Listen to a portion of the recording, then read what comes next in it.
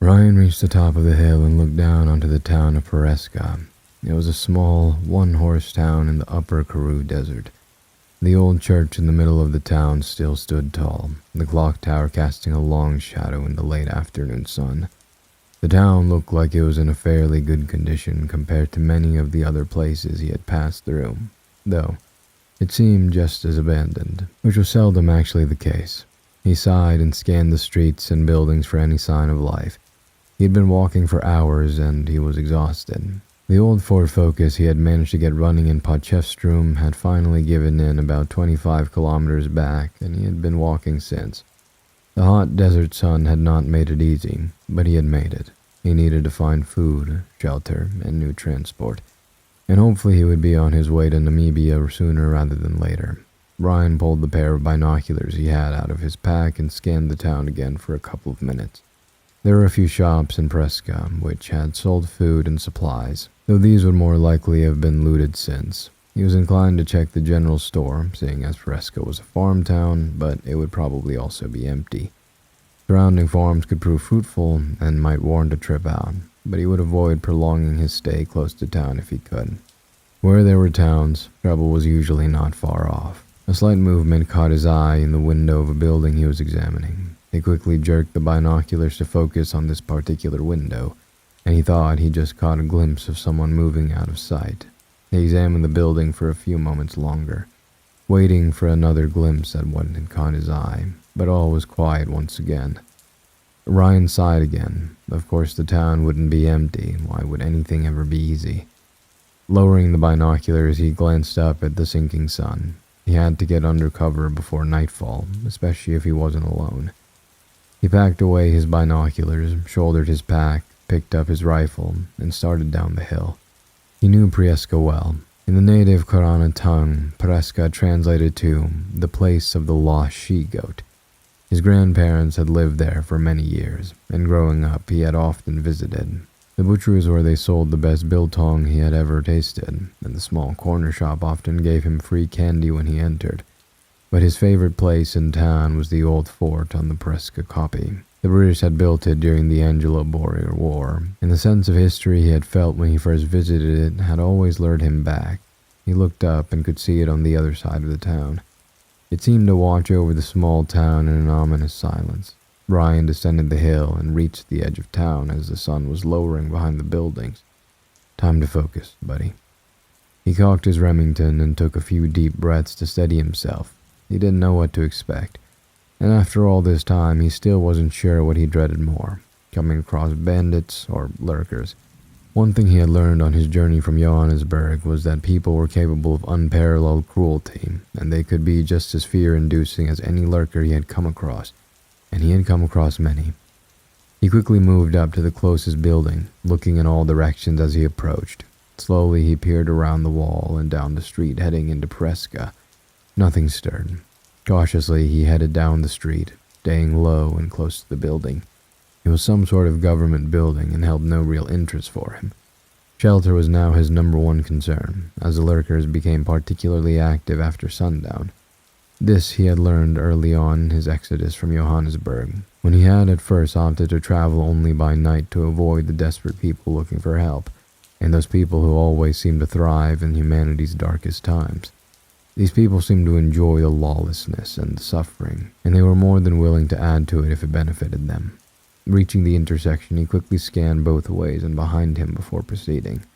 The residential area started only a few blocks ahead of him, and he figured he would be able to hole up in the abandoned house for the night. It was now fully dark, but the full moon gave a generous amount of light. Ryan had crossed another intersection when he heard a groan and footsteps around the next corner. He froze and backed up a few steps. Raising the rifle, he steeled himself for what would emerge. Another groan, and then a hiss came from around the corner, and a few seconds later a small figure stepped into view. Ryan recoiled. He had seen many lurkers, but this was new even for him. A boy of no more than 3 stood a few feet before him. At least it used to be a boy. The boy's eyes were a feral yellow, unfocused and crazed. He was bleeding from his mouth, and his skin had a grayish hue to it, like ash. Black veins were all over his body, thick and bulging as if they were struggling to pump the blood through. This was the youngest lurker Ryan had ever seen. They were always young, but never this young. He looked up at Ryan, and at first it seemed as if he looked right through him. Then his eyes seemed to focus, and hate and anger filled them. He hissed like a snake and sprang forward, coming at Ryan at full tilt. The scariest thing about lurkers were their speed, and what took him off guard even more was the agility of the former young boy. Ryan had been frozen when he saw the boy, but now, with a hissing, feral lurker charging at him, his survival instinct, which had kept him alive for so long, quickly kicked in. He raised his rifle and fired a single shot, hitting the lurker mid-leap and instantly dropping him. The gunshot's echo thundered through the small town, and now Ryan was in trouble. If there were more lurkers around, they would come running. If there were bandits around, so would they. Usually Ryan dispatched single lurkers with the trusty hand axe he had kept at his side, but the young lurker had shocked him out of his wits. Quickly chambering another round, he started forward again, this time jogging. An instant later, he heard a shriek to his left, which was answered by another to his right.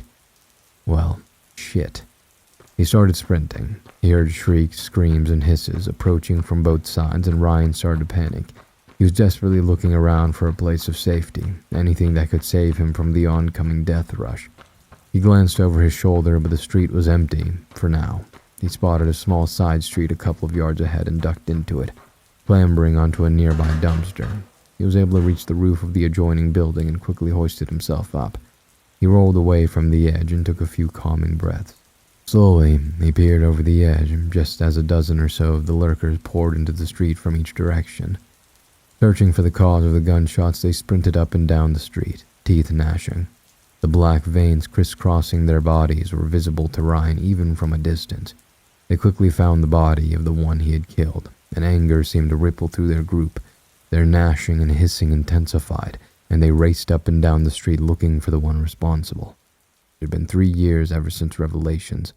The media had named it after the book in the Bible, had crashed into the desert of Texas and the United States. The large asteroid had done considerable damage to the area, but as it had crashed in a fairly deserted area, few human lives were lost. It was what came after that had given the asteroid its name. Days after the asteroid hit, reports began to come in of first responders dying of some sort of disease. Doctors were baffled, as it started very much like flu, but quickly escalated with Ebola-like symptoms. Soon the affected would die of a massive organ failure only hours after the first symptoms showed. After the scientists visited the scene began to die as well, the connection was made to the asteroid and the crash site was quarantined. The last few people to have come in contact with the asteroid quickly died. The families and anyone who had come in close proximity to the responders and scientists were also quarantined, as they had no idea if the disease was infectious. But after days of tests and monitoring, it was concluded that the disease was in fact not infectious, and the quarantined people were allowed to leave. They were so wrong. Ryan's attention was brought back to the present when a lurker entered the side street he had used to get to the roof and started sniffing around the dumpster. Ryan had quickly learned a few important things about them through his various encounters. They were extremely fast. You can't outrun them. On top of that, they had incredible endurance. They never stopped coming. Once they saw you, or smelled you, which was another thing that made them difficult to evade, they would pursue you relentlessly, risking self-injury and even death to try to reach you. They had no inclination to self-preservation whatsoever. The only thing that seemed to drive them was their need to kill. They did not feed on humans. In fact, Ryan had never seen them eat anything. They merely killed them. The only way Ryan knew how to get a lurker off of your tail was to kill it, or to put enough distance between yourself and it, and that meant kilometers. Ryan watched the lurker continue sniffing the dumpster, and suddenly, it looked up. Somehow Ryan had expected this, and was just able to duck behind the edge in time to avoid being spotted, but if it had his scent, it would soon attempt to follow him onto the roof. Ryan quickly scanned the roof and summed up his options. He saw the neighborhood building was a 2-story, and that he might be able to jump onto the balcony. Not really having much choice, he quietly sprang up and carefully made his way to the edge. The balcony was slightly lower than he was, but it was a fair distance away. He shouldered the rifle and took a few quick breaths, tensing his whole body. He managed a few quick steps and jumped. His hands caught the railing of the balcony and his body slammed into it, causing it to rattle. He tried to pull himself up, but his left hand slipped on the cool metal, and he almost dropped into the alley below. Hanging by one hand, he looked down and saw several lurkers speeding this way and that. They had not looked up yet. With a great effort, he managed to get his left hand onto the railing again and started to pull himself up. He was soon able to use his legs to help himself up, and seconds later he was on the correct side of the railing. He was panting, and Ryan stood with his hands on his knees, looking back the way he had come. He was about to turn when he heard the click of a revolver being cocked behind his head. Slowly straighten, then drop your rifle and pack on the ground. Don't turn around. It was a female voice with a thick African's accent, and he guessed the person behind it fairly young. Look, I don't want any trouble. I'm just running from those things. Please. He spoke calmly and clearly. I don't really care. Do as I say or you'll soon join them down there. Ryan slowly straightened, unslung his rifle and pack and carefully laid them on the ground. The woman stepped forward, and Ryan could hear her crouch to grab his rifle. In a flash, he spun around the other way. In the same movement, drawing his small axe from its sheath beneath his coat, he grabbed the wrist she was holding the revolver in and jerked it sideways, causing her to drop the weapon. He then spun her around and in another swift movement pinned her arms behind her, slammed her against the wall, and brought the axe up to her throat. This all happened in maybe 3 seconds. She tensed, but mostly seemed shocked by the speed at which he had disarmed her. I don't want to hurt you. I'm just passing through town and I got attacked. I didn't even know there was anyone in this place. She tried to look at him, but he still held her firmly against the wall, her cheek flat against it. Now, I'm going to let you go. I don't want to hurt you, but that doesn't mean I won't, if you leave me no choice.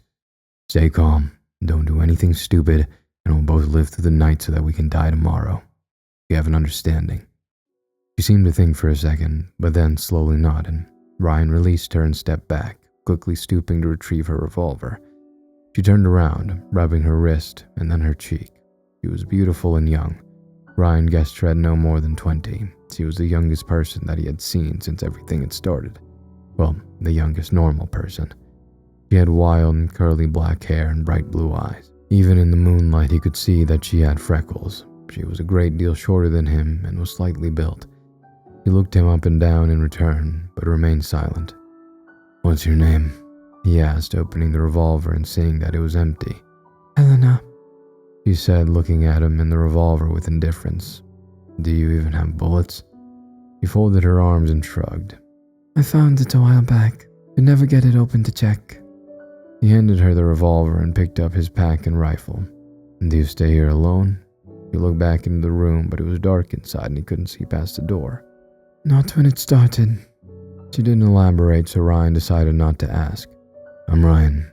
He held out his hand and she looked at it for a couple of moments before she shook it. I'd say nice to meet you, Ryan, but you did slam me into a wall and nearly tear my arm off. Her lip curled into the slightest of grins, though he thought it was just nerves. Says the one who held a gun to my head and threatened to throw me to the Lurkers. Is that what you call them? Lurkers? Why? He sighed, looking back down into the alley. It was deserted. Have you ever seen them in the day? They walk around slowly as if they were high or drunk, right? She nodded. Well, at night they move much quicker, and they walk sort of hunched over. To me, it always looks like they were lurking. Huh. I just call them crazies. Are they still human? She hugged herself, and Ryan got the impression that this was an involuntary movement. To be honest, I don't know, but the way they attack you definitely isn't. Have you killed any of them? Was it your gunshot I heard earlier? Yes and yes. She looked him up and down again, this time with what seemed to be a little more respect. How did you do that? She asked as he seized his axe. Do what? Take my gun away from me so quickly. Are you some kind of soldier? He chuckled humorlessly. I've just been on the road a very long time, and it's something I had to learn along the way. He looked impressed. Where are you from? Joburg. Look, I'll answer all the questions you want, but can we please go inside? He looked him up and down and nodded. She headed into the room and he followed. It was pitch black inside and he could barely make out what he thought was some furniture. He turned and she closed the glass sliding door. Then she closed a heavy, sturdy-looking metal gate, which he then proceeded to lock with 2 bolts and a key. After this, she moved to a corner close to the door and lifted what looked like plywood, which she placed in front of the door and locked in place with improvised latches. Finally, she drew the curtains closed. They were thick, black, and spilled all the way onto the floor. Taking a few steps into the room, she passed Ryan and then bent down. A second later, a match sparked into life, and she used him to light a lantern. She took the lantern and switched on 2 more camping lights. She turned to look at Ryan. They're solar powered, so that makes things easier. As his eyes adjusted, he looked around. They were in what Ryan guessed was probably the open-plan living room of a larger flat. He could see a makeshift kitchen, and there were 2 couches, an armchair, and a bed in the corner of the living room. She saw him looking around. I used to live here with my mom and sister. There is a downstairs as well, but after I didn't need that much space, and it felt safer being up here. I only go down there when I have to go out, and then only in the day. That's smart. They're not very active in the daylight. Why is that? She asked. I really don't know. So you've been on your own since the beginning. How have you survived? He was really interested, but he knew as soon as he said it that he came across as an insult, literal amazement that she was still alive. Hey, fuck you, buddy, she said fiercely. I'm sorry, I didn't mean it like that. I meant, how did you survive, literally? What did you do for food, supplies? Were there bandits, and how did you dodge lurkers, that's all. He glared at him for a couple of seconds, but said nothing. He looked down at his shoes, then back up at her. How did you manage to block off everything like this? He said and gestured to the fortified door they had just passed through. Her look softened a little, and then she smirked. I've been alone for a very long time, and it's something I had to learn along the way. Ryan smiled. Are you thirsty? I've got quite a lot of water, even a couple bottles of booze. Water would be great, thanks. She moved off to the kitchen while Ryan chose the comfortable-looking armchair that gave him a great view of the door that he assumed led downstairs and the door they had just passed through. He sank down onto it, and it was really comfortable. Laying his pack and his rifle next to him, he sat back in the chair and sighed deeply. He had a very long day, and he was exhausted. He closed his eyes. A few days after the quarantined people were released, the news started reporting some very disturbing things. At first, it was only isolated reports in Texas, but soon, these reports were coming from all over America. Children were attacking and killing their parents. Well, at first it was their parents, then it started to look like anyone was free game. News reports about children killing their parents in their sleep were heard. Stories of whole classrooms turning on their teachers and ripping them to shreds came to light. Videos of children throwing their parents and bystanders off of balconies and shopping malls became all the more frequent. Something was making the children in America crazy. Soon, some people started connecting the dots, noting that some of the first attacks by kids were by the children of first responders, the same first responders who had died due to a mysterious disease. Some believed that the disease they had died from had somehow passed to the children, making them insane. It was around this time that other countries started reporting the same horrific stories. South Africa was one of the first. It had always been a popular tourist destination. Scientists then concluded that the only way this sickness would be able to spread so quickly was if it was airborne. It was theorized that adults could carry it and help to spread it, even though no symptoms were ever noted in adults. Within a few weeks, containment measures were put in place, but it was too late. It was global, and the authorities had no plan, no way forward, and no cure. Only a couple days before the entire country started going dark, scientists released the last, and perhaps the most disturbing finding. Babies, fetuses, in the womb were also susceptible, and countless pregnant women had died. Though the explanation was hard to swallow, their unborn children had killed them from the inside. Even after the mother had died and the fetus had been removed, it still showed heightened agility and aggression. It was also theorized that children up to the age of 17 or 18 were still susceptible, but it seemed to also depend on the individual. Some 16-year-olds remained unaffected, while some young adults of up to 20 years of age were afflicted. It was literally the end of the world. Not only was all the youth of the world going into murderous rampages, but no new children were being born. It was the end of man. Ryan was jerked awake by a loud bang. Grabbing his rifle, he jumped up and looked around, fighting off the sleep which he had so recklessly allowed to take him. He saw Helena standing in the kitchen, eyes wide with fear. The bang came again, and Ryan realized that it was coming from the door through which they had entered earlier. "Fuck," he hissed. "They must have followed me here." Glass shattered and he knew that they had broken the glass door. The large metal gate rattled. "We need to move, now," he said to Helena, but she remained still, staring at the covered door. "Helena, now!" Ryan slung his pack on and moved toward her. "The gate will hold. They can't get in," she whimpered, tears beginning to stream down her face. He reached her and took hold of her shoulders. "Look at me, Helena, look at me," he ordered, and she finally looked into his eyes. "I know you're scared, I am too, but we have to get out of here. Nothing holds against them forever. They will get in." She sobbed again, but nodded. "Grab whatever food and water you have, quick." Ryan turned, keeping an eye on the door while she heard about the small kitchen, throwing cans of food and bottles of water into a backpack. The gate was still being attacked, and Ryan heard something break. One of the deadbolts must have broken. Ryan waited as long as he could, but after a couple of seconds more, he felt they had to move. "Okay, that's enough. We have to go. Which door?" He took her arm and led her to the two other doors in the room. He pointed to the one opposite the balcony. Ryan opened it and found another large piece of plywood blocking their path. With a savage kick, he sent it tumbling down the stairs leading down. Quickly, but cautiously, he led the way down, his rifle raised and ready. The first door was pitch black, but he sensed that it was a much larger room than the one upstairs. "Which way?" he whispered as the racket upstairs continued. "The back door's that way. It comes out below the balcony." "Front door it is," he replied. She took his arm and led him to the right, around the obstacles. As his eyes adjusted, he thought he saw two bodies against a wall, but he couldn't be sure. Helena moved out in front of him and bent down.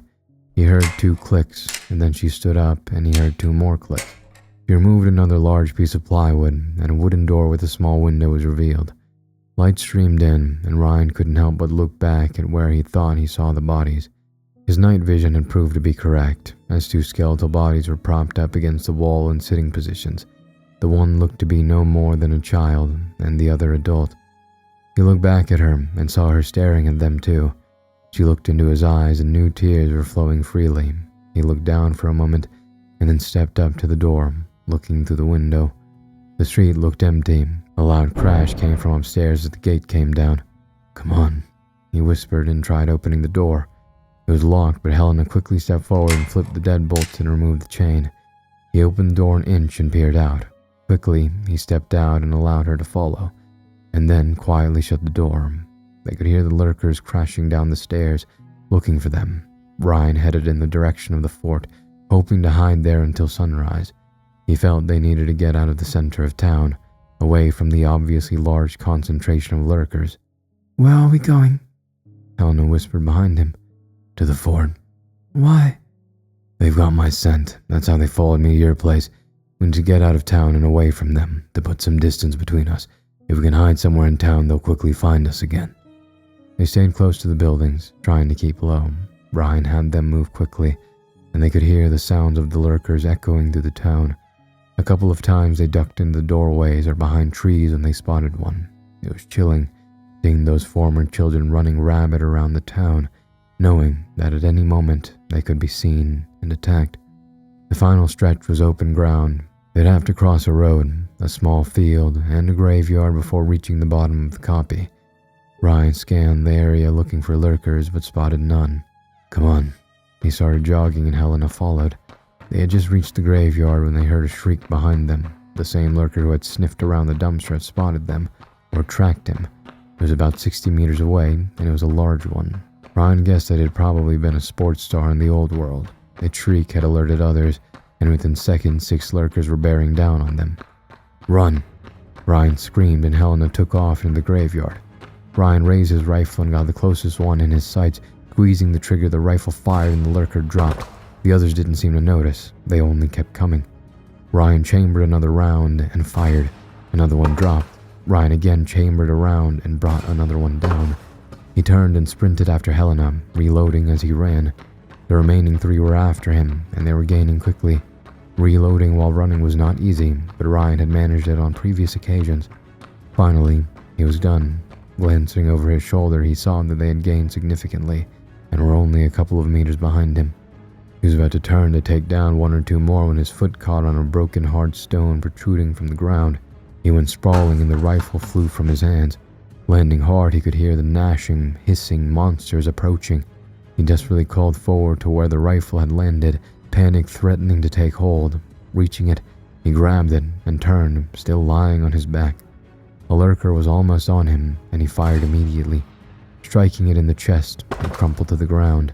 Almost landing on top of him, he quickly ejected the spent cartridge and chambered another, but before he could pull the trigger, the next one was on him.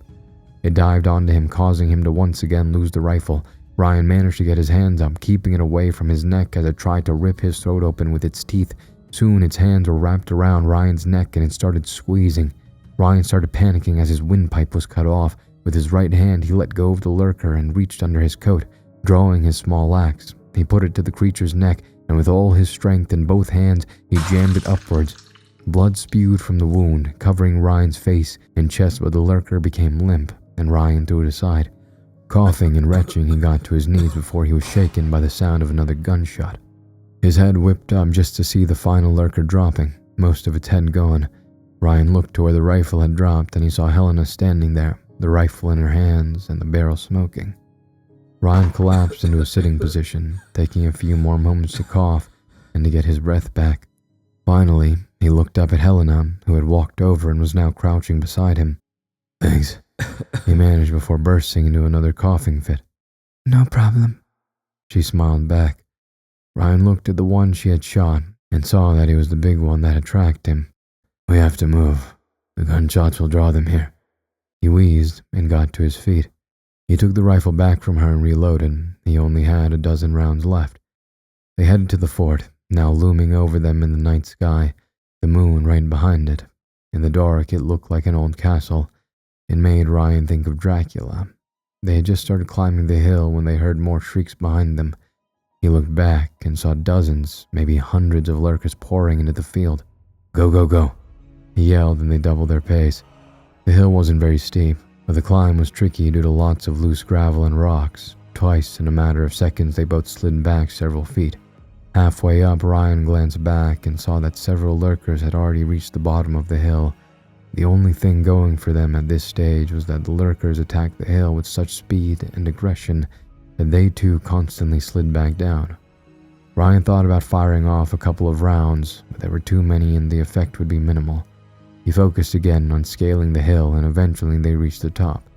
They were both panting, and looking down, they saw that some of their pursuers were already halfway up. "What now?" Helena asked, panic seemingly just under the surface. Ryan took a moment and looked around. The fort was a couple of meters in front of them, and a small shed was to the right, no more than a few meters wide. The fort was about 6 meters high, and the rock it was built from protruded slightly, giving Ryan an idea. "Climb the fort," he said simply. Helena looked at him as if he was mad. "What?" "Climb the fort. We get on top. It has no door, so we can't go inside. They'll break down that shed in seconds, and we can't go running into the night over flat plains. They'll catch us before we had made a kilometer. If we make it to sunrise, we might have a chance. They're not the best climbers, and I still have a couple of rounds left." She stared at him for a couple of seconds more, internally debating what he had said. Making up her mind, she ran to the fort, and he followed. He gave her a boost, and followed after she was more than halfway up. They reached the top fairly easily, as there were several good gripping places along the wall. Ryan only hoped that the lurkers' blind aggression and insanity prevented them from finding them too. They sat on the edge of the roof and waited. The original roof had caved in many years before, and it had been replaced by flimsy corrugated metal. It looked very precarious. They heard the sounds of the creatures struggling up the hill, and it was becoming louder and louder. Ryan had given Helena his axe, and he sat ready, waiting with his loaded rifle. "Was that your mom and sister?" Ryan asked gently. She didn't respond. "Yes," she said quietly. "It wasn't long after we began seeing the things happening in Johannesburg and Pretoria that it began happening here. It was just a street kid here or there attacking adults on the main streets and in front of shops. They were quickly dealt with, either locked up and some were even shot. But then the local kids began getting aggressive as well. My mom was smart enough to keep my sister in the house as soon as she saw the news stories on TV.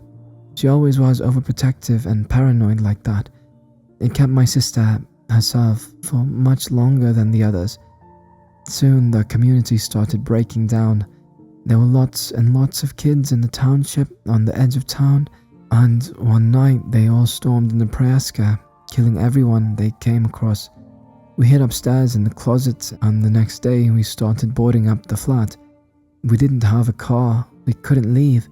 I was just visiting from university when my mom worked in the post office, for fuck's sake. She started crying. So we hid. I went out in the day with a butcher knife if we needed something, and in the evenings we boarded up the house, kept the lights off, and hid. She laughed through her tears. I don't know what we thought I would do with the knife if I ran into real trouble, but it made me feel safer. It was about a week after that initial attack that my sister started to change. She became agitated, snapping at us over the smallest thing. 2 days later, and she began running a fever, and her skin became pale. It was almost dark that day when my mom sent me out to look for some antibiotics and something to help with the fever. I could see she didn't want to, but I insisted. I had to help my little sister. That was the only time I had been out after dark before tonight. Finding the medicine wasn't that hard. The town was abandoned pretty quickly, and most people left everything just like it was. When I got back to the flat, I could hear a commotion inside. I rushed to the door to my sister standing over my mom, her mouth bloody and blood gushing from my mother's neck. My little sister had killed my mom. At this, she broke down, but Ryan thought that it was good that she was talking about it. He realized then that he was probably the first person she had seen in almost 3 years. He laid a hand on her shoulder. She came at me. No words or explanation, not even a threat or curse, she just attacked. I had raised my hand to protect myself and she dove me to the ground. But suddenly she went rigid and then limp. I was still holding the knife when she attacked. I had actually forgotten I had it, and I had stabbed my own sister in the heart.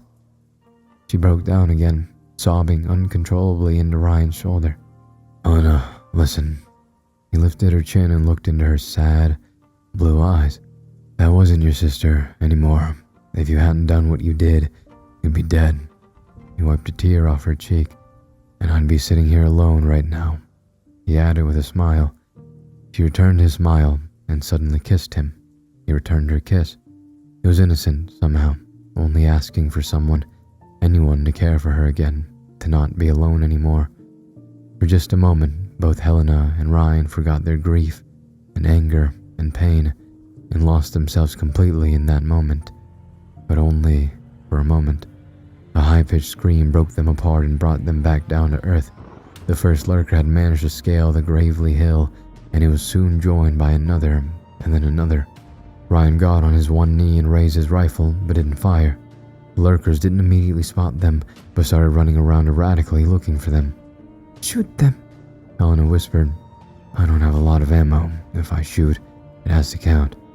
One of the monsters spotted them, let loose a blood-curdling shriek, and sprinted at the fort. The others followed suit, and all of the lurkers cresting the hill did the same. Soon, a sea of lurkers was gathered around the fort, all jostling, biting, and hitting to get to the front. The ones at the front were jumping and reaching for the top, but so far none had tried climbing.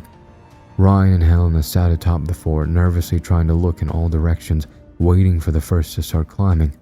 Eventually, one lurker, he seemed to have been around 15, jumped and managed to grab hold of a ledge a few feet up. It seemed almost an accident, but it now knew what to do. It grabbed onto the next ledge, but when it tried for the third, in its haste it missed and went tumbling down. It fell over backwards and landed on the back of its neck. Even through the chaos, they heard its neck crack, and it was swallowed by the sea of lurkers, and they didn't see it again. But soon, another managed to grab onto a protruding piece of wall. It hoisted itself up, and it made it much higher before also tumbling down. This one returned, though, and immediately began climbing again. Others around it saw what it was doing, and several more attempted to climb the old structure. The first one had made it more than halfway, and was only a few feet away when Ryan finally decided that it was close enough. Firing a single shot, the lurker fell back to earth. Now, though, it seemed as if the fort was being swarmed. All around the fort they were climbing, and the biggest problem they had was not being able to see on the other side of the structure. Ryan was forced to fire 6 more times, sending the monsters tumbling back down. They did not have long, and would soon be overrun. Helena looked at Ryan, her eyes pleading for him to save them, but he was all out of ideas for the moment. Ryan dispatched another lurker, which had nearly made it to the top when he heard Helena yell. 2 of them had managed to reach the top on the other side of the fort. Ryan raised his rifle, but the weapon only clicked harmlessly. He quickly pulled out 4 more rounds and started reloading, but the lurkers would be on them in half the time he needed to finish. Helena raised the axe, but Ryan could see her shaking. The 2 lurkers jumped forward and fell right through the roof. The roof collapsed outward, and Ryan and Helena were left standing on the wall of the fort. Looking into the fort, Ryan could see lurkers streaming through the door, now trying to reach them from the inside as well. He quickly finished reloading. It was his last 4 rounds. He was starting to think that this had been a terrible idea. Ryan, Helena screamed. what do we do? Ryan looked at the swarm of monsters trying to climb the walls of the fort, both on the inside and out. One even made it to the top again on the opposite side, but in its haste to reach them, it fell after taking only a few steps due to overbalancing. Ryan was stumped, and despair was about to engulf him. He could see no way out. For a moment his eyes glazed over, and he remembered the last time he had seen his wife, right before her father's small Cassina 152 had taken off. She had pleaded to stay behind with him, to go searching for his brother together, but he had refused. The only thing that will make me feel better and that will keep me going is knowing that you're safe, he had said to her through tears. I'll find Matt, and then we'll meet you at your dad's farm. Just go with him. Get there. Make it safe. It will be okay. I will find you. I will make it. He had embraced her, but she wouldn't let go. He had had to forcefully remove her and get her into the plane, using his father-in-law's help. She had been hysterical, but finally the plane had risen into the air and out of sight, and Ryan had been alone. I will find you. I will make it, he whispered. His eyes focused again and he raised his rifle. Helena, I'm sorry, he said just as the sun started to peek over the horizon. Almost instantaneously, the lurkers quieted down and became less frenzied. Their movements slowed, almost becoming lethargic, and their screams and shrieks became low moans and grunts. Helena looked up at Ryan, and a look of frightened confusion replaced the little relief she had shown at the change in the monster's behavior. Ryan, what? I'm sorry, he said again, and squeezed the trigger. The rifle roared and the bullet slammed into Helena's right thigh.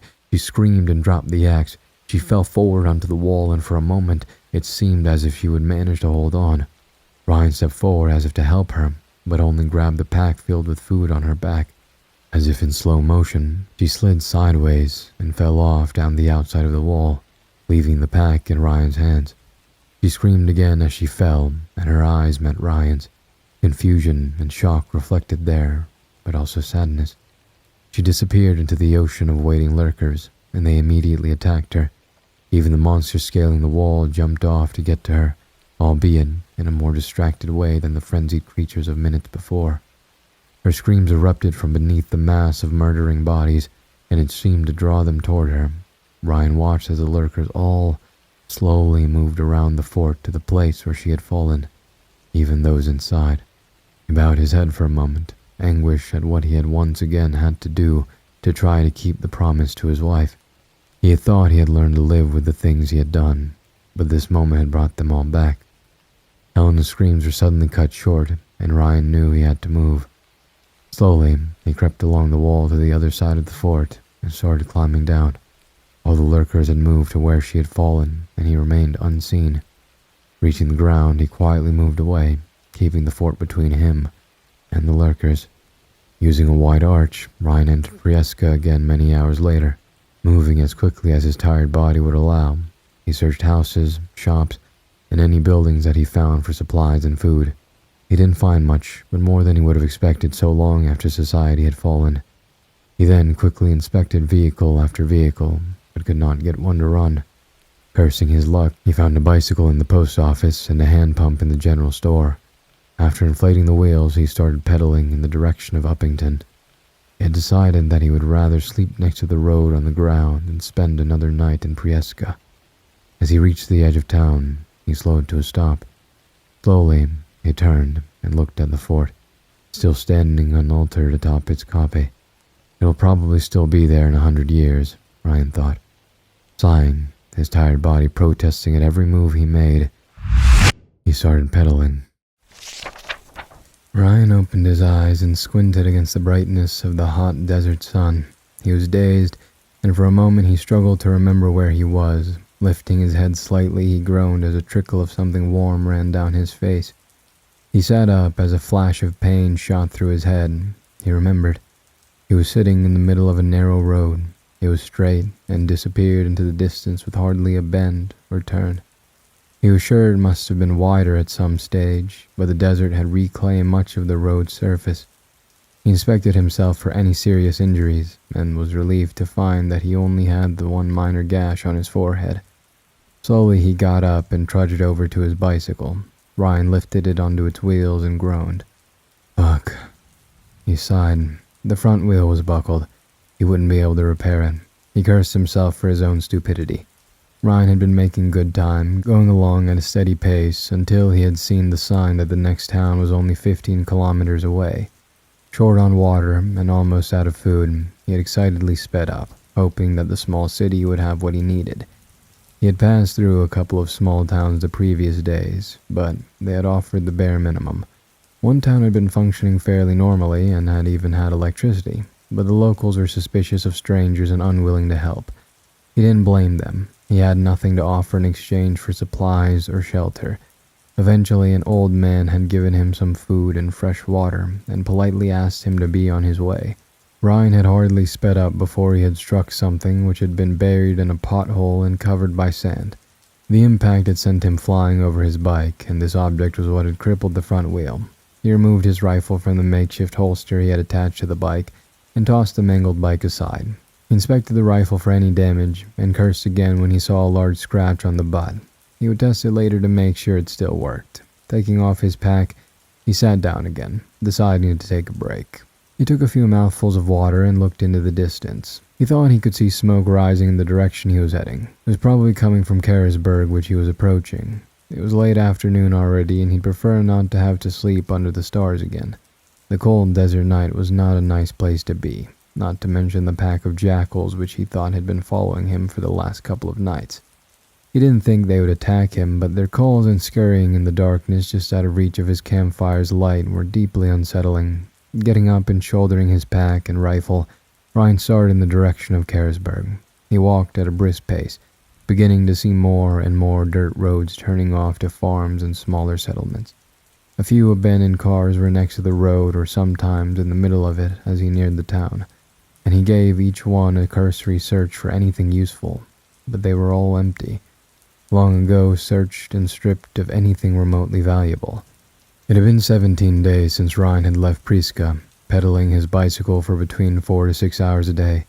He never pushed himself too hard, going at an easy pace, sometimes not traveling at all on some days, preferring to conserve energy and making camp long before nightfall each day. He always tried to find a hill or higher ground which gave him a better view of his surroundings, and he always camped a good distance from the road. Some nights he heard people passing down the road with vehicles or motorcycles, and though they might have been able to assist him on his journey to his father-in-law's farm, he had always deemed the risk too great to show himself. It was a brave, new, fucked up world, and you just couldn't assume that anyone had anyone else's best interest at heart. It was about personal gain, survival.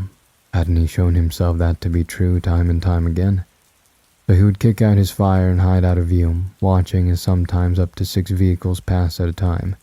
He could never really see the occupants in the darkness, but he could sometimes hear their voices, laughing or talking, drifting over to him in the still night air. Sometimes he would hear or spot a vehicle coming towards him in the day, and he would jump off his bike and scramble off the road, taking cover behind the nearest bush or hill. It was on one such day that he had almost lost his life for the 100th time since the world had gone to shit. He had been cycling like all the other days before that, just a couple of kilometers before entering Namibia through a Nakop border post. He was quite content, having found a rifle with ample ammunition after using almost all of his at Priska. The rifle had been hidden away in a back office at the border post, probably some official's personal hunting rifle. The official had likely been planning on going hunting after work or over the weekend and had brought his rifle with, before something had changed his plans, had changed the world's plans. After Ryan had dispatched a lone lurker which had been trapped inside the building with his brand new small axe he had found on the outskirts of Uppington, he had searched every room. The rifle had not been in the safe, which was open, but rather had been cleverly stored beneath a desk. The desk was hollow underneath, and Ryan had accidentally dislodged the weapon after slamming the drawer shut looking for anything useful. He was pleased to see that it was also a Remington, though it fired a larger caliber and was much newer than his old rifle. It was in excellent condition, and Ryan guessed that the previous owner had cared for it well. It also had a scope, and after rummaging around a bit more underneath the desk, he found 5 full boxes of ammunition. Either the official was planning on shooting a lot of animals, or he had been a terrible shot. He had cleaned and checked all the rifle's components then and there to make sure it was in good working order. He didn't want to pull the trigger an hour down the road and then nothing happened.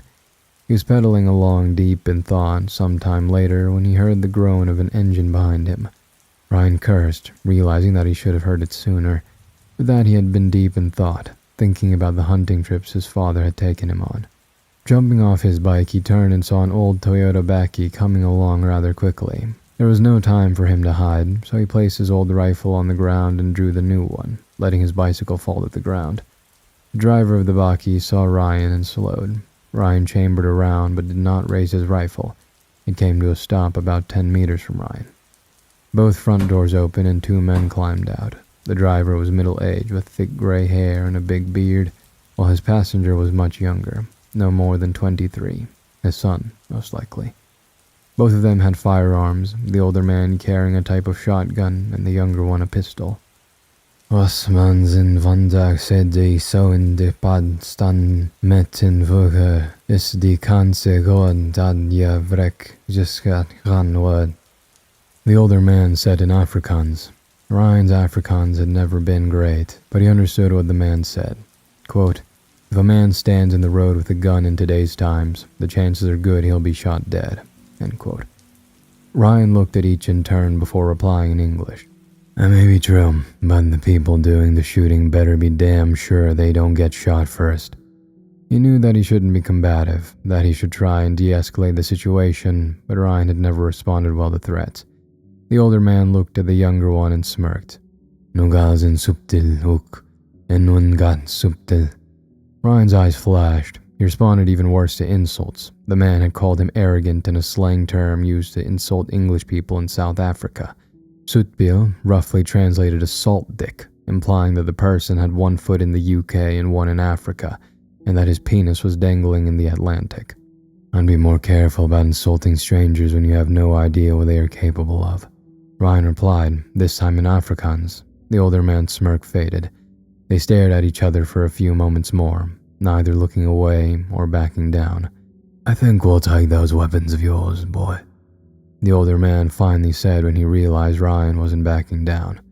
Ryan cocked his head to the side, as if he couldn't hear him. Just lay down the rifle, take 10 steps back, and then we'll be on our way. The man insisted, taking on a soothing tone as if he was trying to calm down an upset friend. Ryan cocked his head to the other side and smiled. It was a genuine smile, an excited smile, a smile of someone who knew what would happen next and looked forward to it. Ryan had by now accepted that confrontation was unavoidable, but he was for some reason looking forward to it. The long hours on the road, the boredom, the loneliness, and the demons that he was still trying to best had reached a breaking point, and he decided that it would not be him breaking. He theorized that a fight, however unnecessary, might be just what he needed to refocus after what happened in Priska, and before. Tell you what, Ryan said, still smiling. You put both of your weapons on the seats and start walking back the way you came, and I'll let you live. I'll look after your Baki, I promise. It seemed as if the older man was about to laugh, but something in Ryan's eyes gave him pause.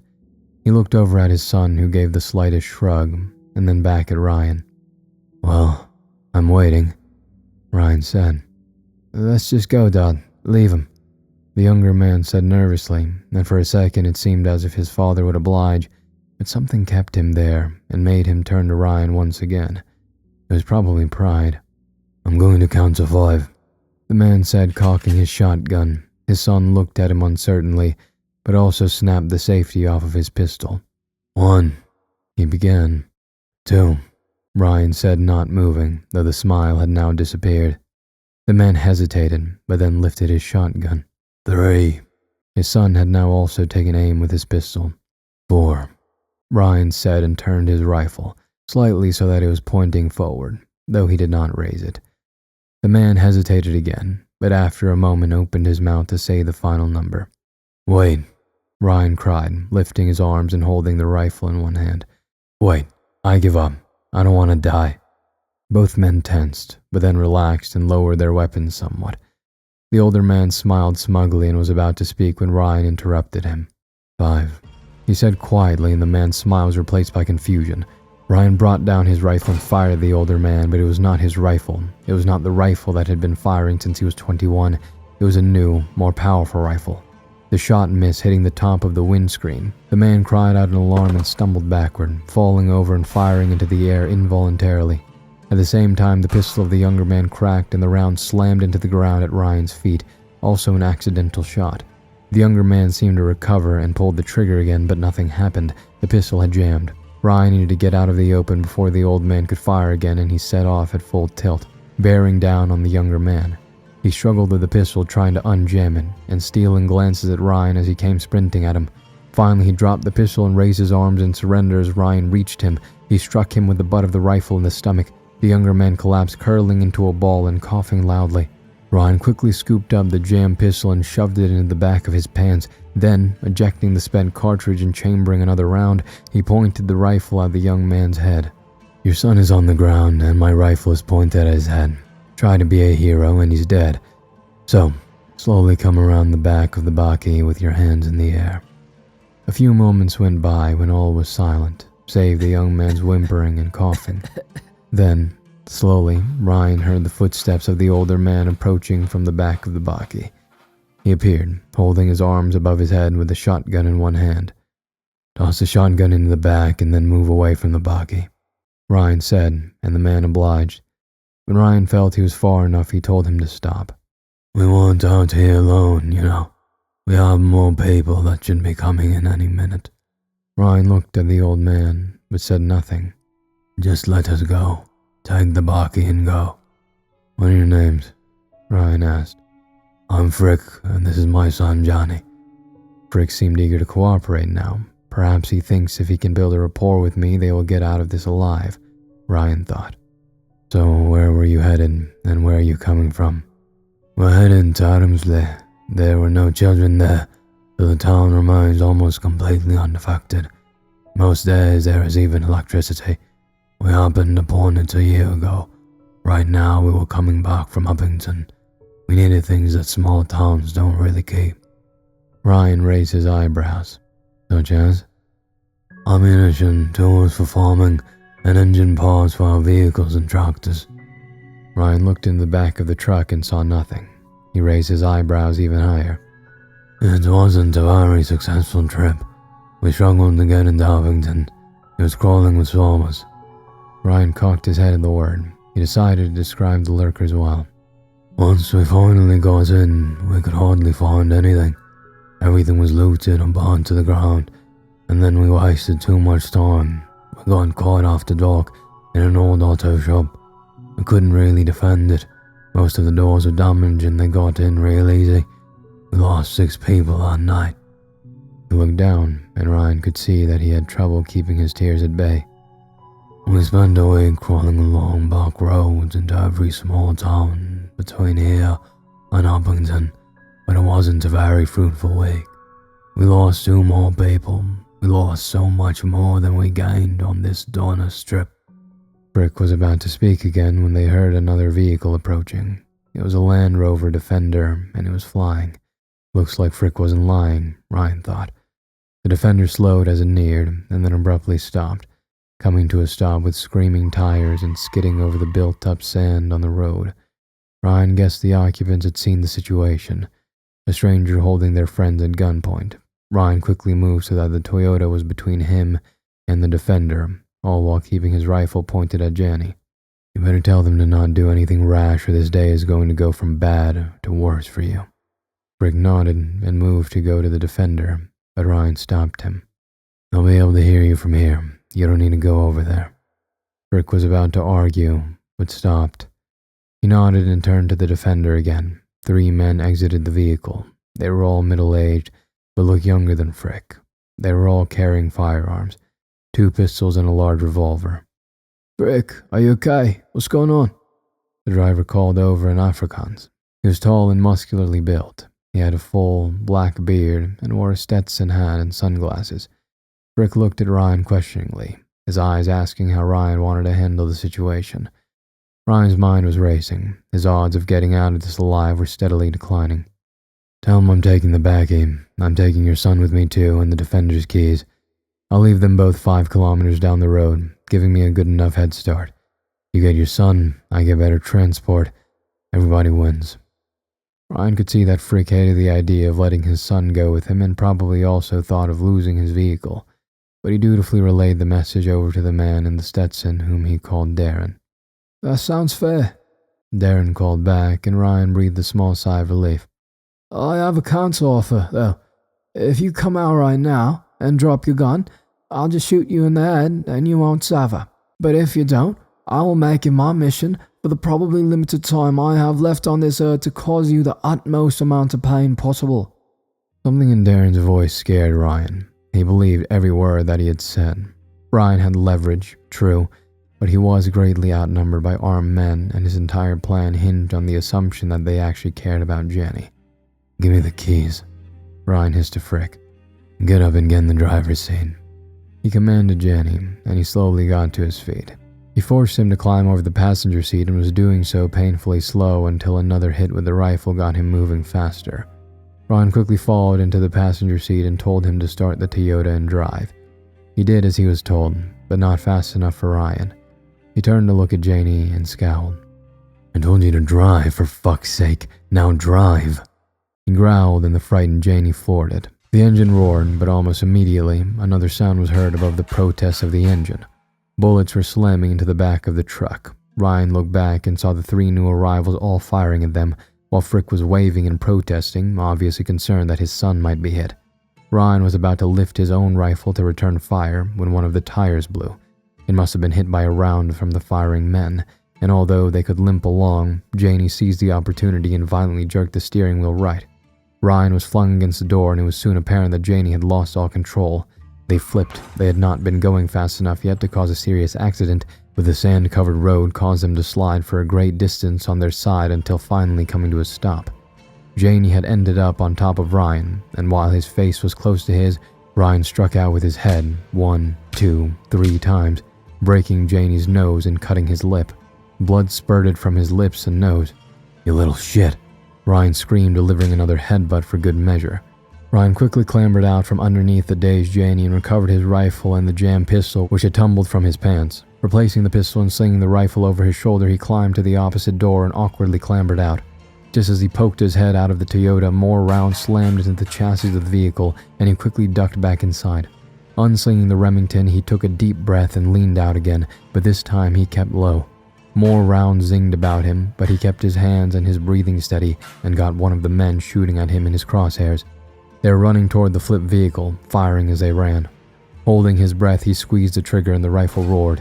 The man dropped, and the other 2 quickly turned and ran back, ducking behind the defender. Ryan pulled himself up and dropped onto the ground, getting behind the Toyota and keeping it between himself and his would-be killers. He took a few moments to think and to settle down. There were about 100 meters between him and the shooters, which meant that their small arms would be less accurate. At least there he had the advantage. His bicycle was about 85 meters away. There was no way he could get away. He would have to deal with the shooters before leaving in any way or form.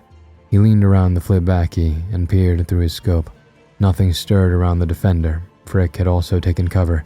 He would need to eliminate them if he was to get away alive. He especially wanted to eliminate Darren. He intimidated him. He looked like a killer. Ryan had come across a few people like him since he left Johannesburg. People like him didn't care who suffered or who they had to hurt to get what they wanted. They only cared about their own survival and gain. Confrontations with people like him rarely ended with both of them walking away. Ryan thought he heard the defender start. He looked through the scope again, but could see no one in the vehicle. They must have climbed through the vehicle back door and were keeping low. The defenders started crawling forward. They were trying to close the distance. He fired a shot through the windscreen, but the defender kept coming. Ejecting the spent cartridge, he fired another through the windscreen. Lower this time, and he could see the headrests of the driver's side shake as a round slammed into it. Ryan took a moment to consider his options, and then fired a shot into the engine. He quickly reloaded, and upon looking through the scope again, he could see what looked like water pouring out from underneath the engine. He hoped he had struck something important. This time he aimed for the front tires, and after 4 more shots, both had burst. The defender stopped, and as Ryan reloaded again, he saw it turn around slowly. Ryan gave a wry smile. They were retreating. He thought that they realized that they wouldn't be able to cover the distance without the defender getting too damaged or one of them getting shot. Suddenly he felt the Toyota he was leaning against shake, and looking up, Janie was staring down at him. He jumped down and Ryan could not raise the rifle quickly enough. Janie landed on him using his arms to shove Ryan away.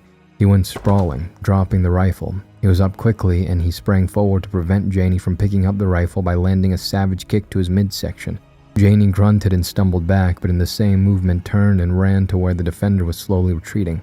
Calmly, Ryan picked up the rifle and took aim. He was angry at how things had gone, and Janie had especially pissed him off by causing the Toyota to flip and by attacking him. He held his breath and fired. The round struck him high up on the back and the red mist lingered in the air as he fell. He did not move again. Lowering the rifle, he saw one of the defender's doors open and Frigg jump out. He ran to where his son lay and Ryan had an internal debate. He thought the Land Rover was crippled. There would be no point in trying to take it anymore. He would kill Frick easily as he came running, but he wasn't angry at Frick, and the Land Rover was heading in the other direction. He saw no point, though Frick might want to kill Ryan for killing his son. Ryan pondered for a moment longer before lifting the rifle and firing again.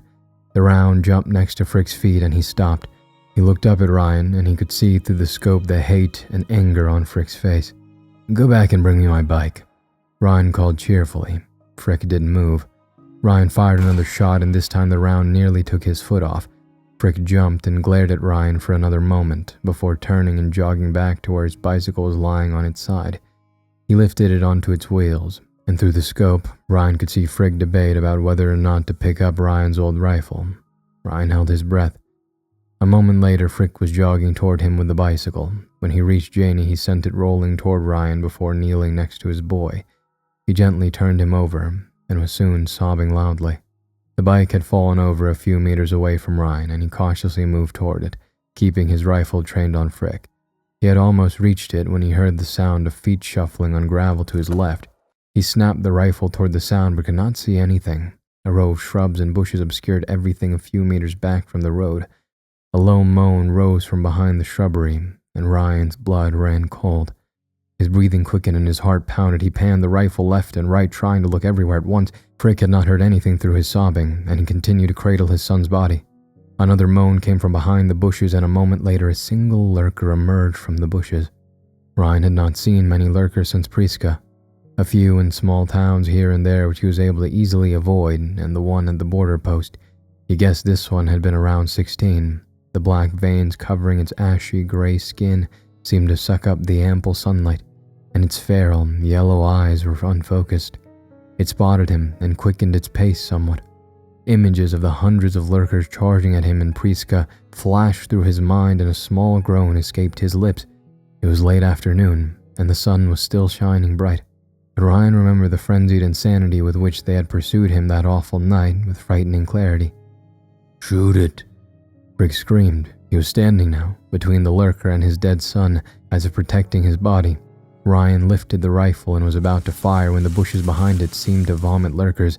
Dozens emerged. Their moans and cries combined into a terrifying crescendo, and all of them turned toward Ryan and Frick after spotting them. The commotion of the afternoon must have caught their attention and lured them from wherever they were coming from. Frick looked as if he would run, but glancing down at his dead son, he seemed to steel himself. He widened his stance and pulled a small hunting knife from a sheath at his side. Ryan had time to think, idiot, before sprinting to his bike. The lurkers were much slower and clumsier in the day, almost lethargic. Ryan always thought they looked drunk or high. They were fairly easy to get away from in the day, especially if you had a head start, and Ryan meant to do exactly that. He quickly lifted the bike and holstered his rifle in the sheath he had made. Then, he started running next to the bicycle, building up some speed before finally jumping on and pedaling furiously. Looking over his shoulder, he saw that Frick had already taken down 2 lurkers, but that he was struggling with 2 at the same time and 4 more were quickly closing in. He has about 1 minute left to live, Ryan thought. He could also see the defenders slowly moving away from the scene in the distance. It almost seemed to be skulking, ashamed. Looking ahead, he screamed in frustration. Ahead, about 10 or more lurkers were slowly heading his way. They were apparently coming from all sides. He thought about taking out his axe, but then remembered the pistol he had repossessed from Janie. He stopped and took it out. The lurkers were already steadily making their way toward him. He had a little time before the closest one would reach him. After removing the magazine and the spent cartridge which had caused a jam in the barrel, stopping the slide from moving, he checked how many rounds were in the magazine. Only 1 had been fired, which meant that he had 14 more. He reinserted the magazine, pulled the slide back to chamber around, and took aim. The pistol cracked and the nearest lurker dropped, a chunk of its forehead missing. He fired again at the next closest lurker, putting it down as well. Firing a 3rd time, he missed, but pulling the trigger again brought the 3rd one to its knees. Ryan now had some space before the next batch of lurkers was upon him. Deciding that it really was now time to get out of there, he again started running next to his bicycle. Jumping on, he had kept the pistol in his hand and was soon flying toward the monsters that wanted to kill him. He swerved between them, dodging and ducking as they lunged at him. He shot those he deemed too close before nearing them, but soon the pistol was out of ammo. A lurker almost got hold of his shirt, but its hand slipped free at the last second. Ryan had screamed when it had touched him, and another image of a lurker with its hands around his throat flashed through his mind. Finally, he seemed to be in the clear. There were no more lurkers in front of him or to either side of the road. He kept up the furious pedaling though. He wanted to put as much distance as possible between him and the scenes behind him. Ryan looked back a final time before the scene was blacked out by a low hill. He could not see the defender or Frick, but he could see a group of lurkers gathering on the ground near the flipped Toyota. Many of the lurkers seemed to be following Ryan in their slow, almost lazy gait, and this made him pedal even faster. Ryan pedaled and pedaled some more until long after sundown. After sundown, he had wanted to stop and thought about making camp, but a collection of shrieks in the quiet night air had encouraged him to keep going. Though Ryan knew that the screams had come from a long way behind him, he had not yet felt comfortable stopping. It was almost midnight when he came upon something that he hadn't seen since his initial exodus from Johannesburg. In the distance to the right off the main road was a town, and the town had lights. The power was on. That must be Aremsvle, Ryan thought, unable to stop a smile from spreading across his face. I'll have to get in and out before Darren and his lackey gets back. That was, of course, if these people would even allow him to enter. Pedaling, much slower now, he turned onto the smaller side road which led to the town. The road was smaller, but in a significantly better condition. It had been cared for.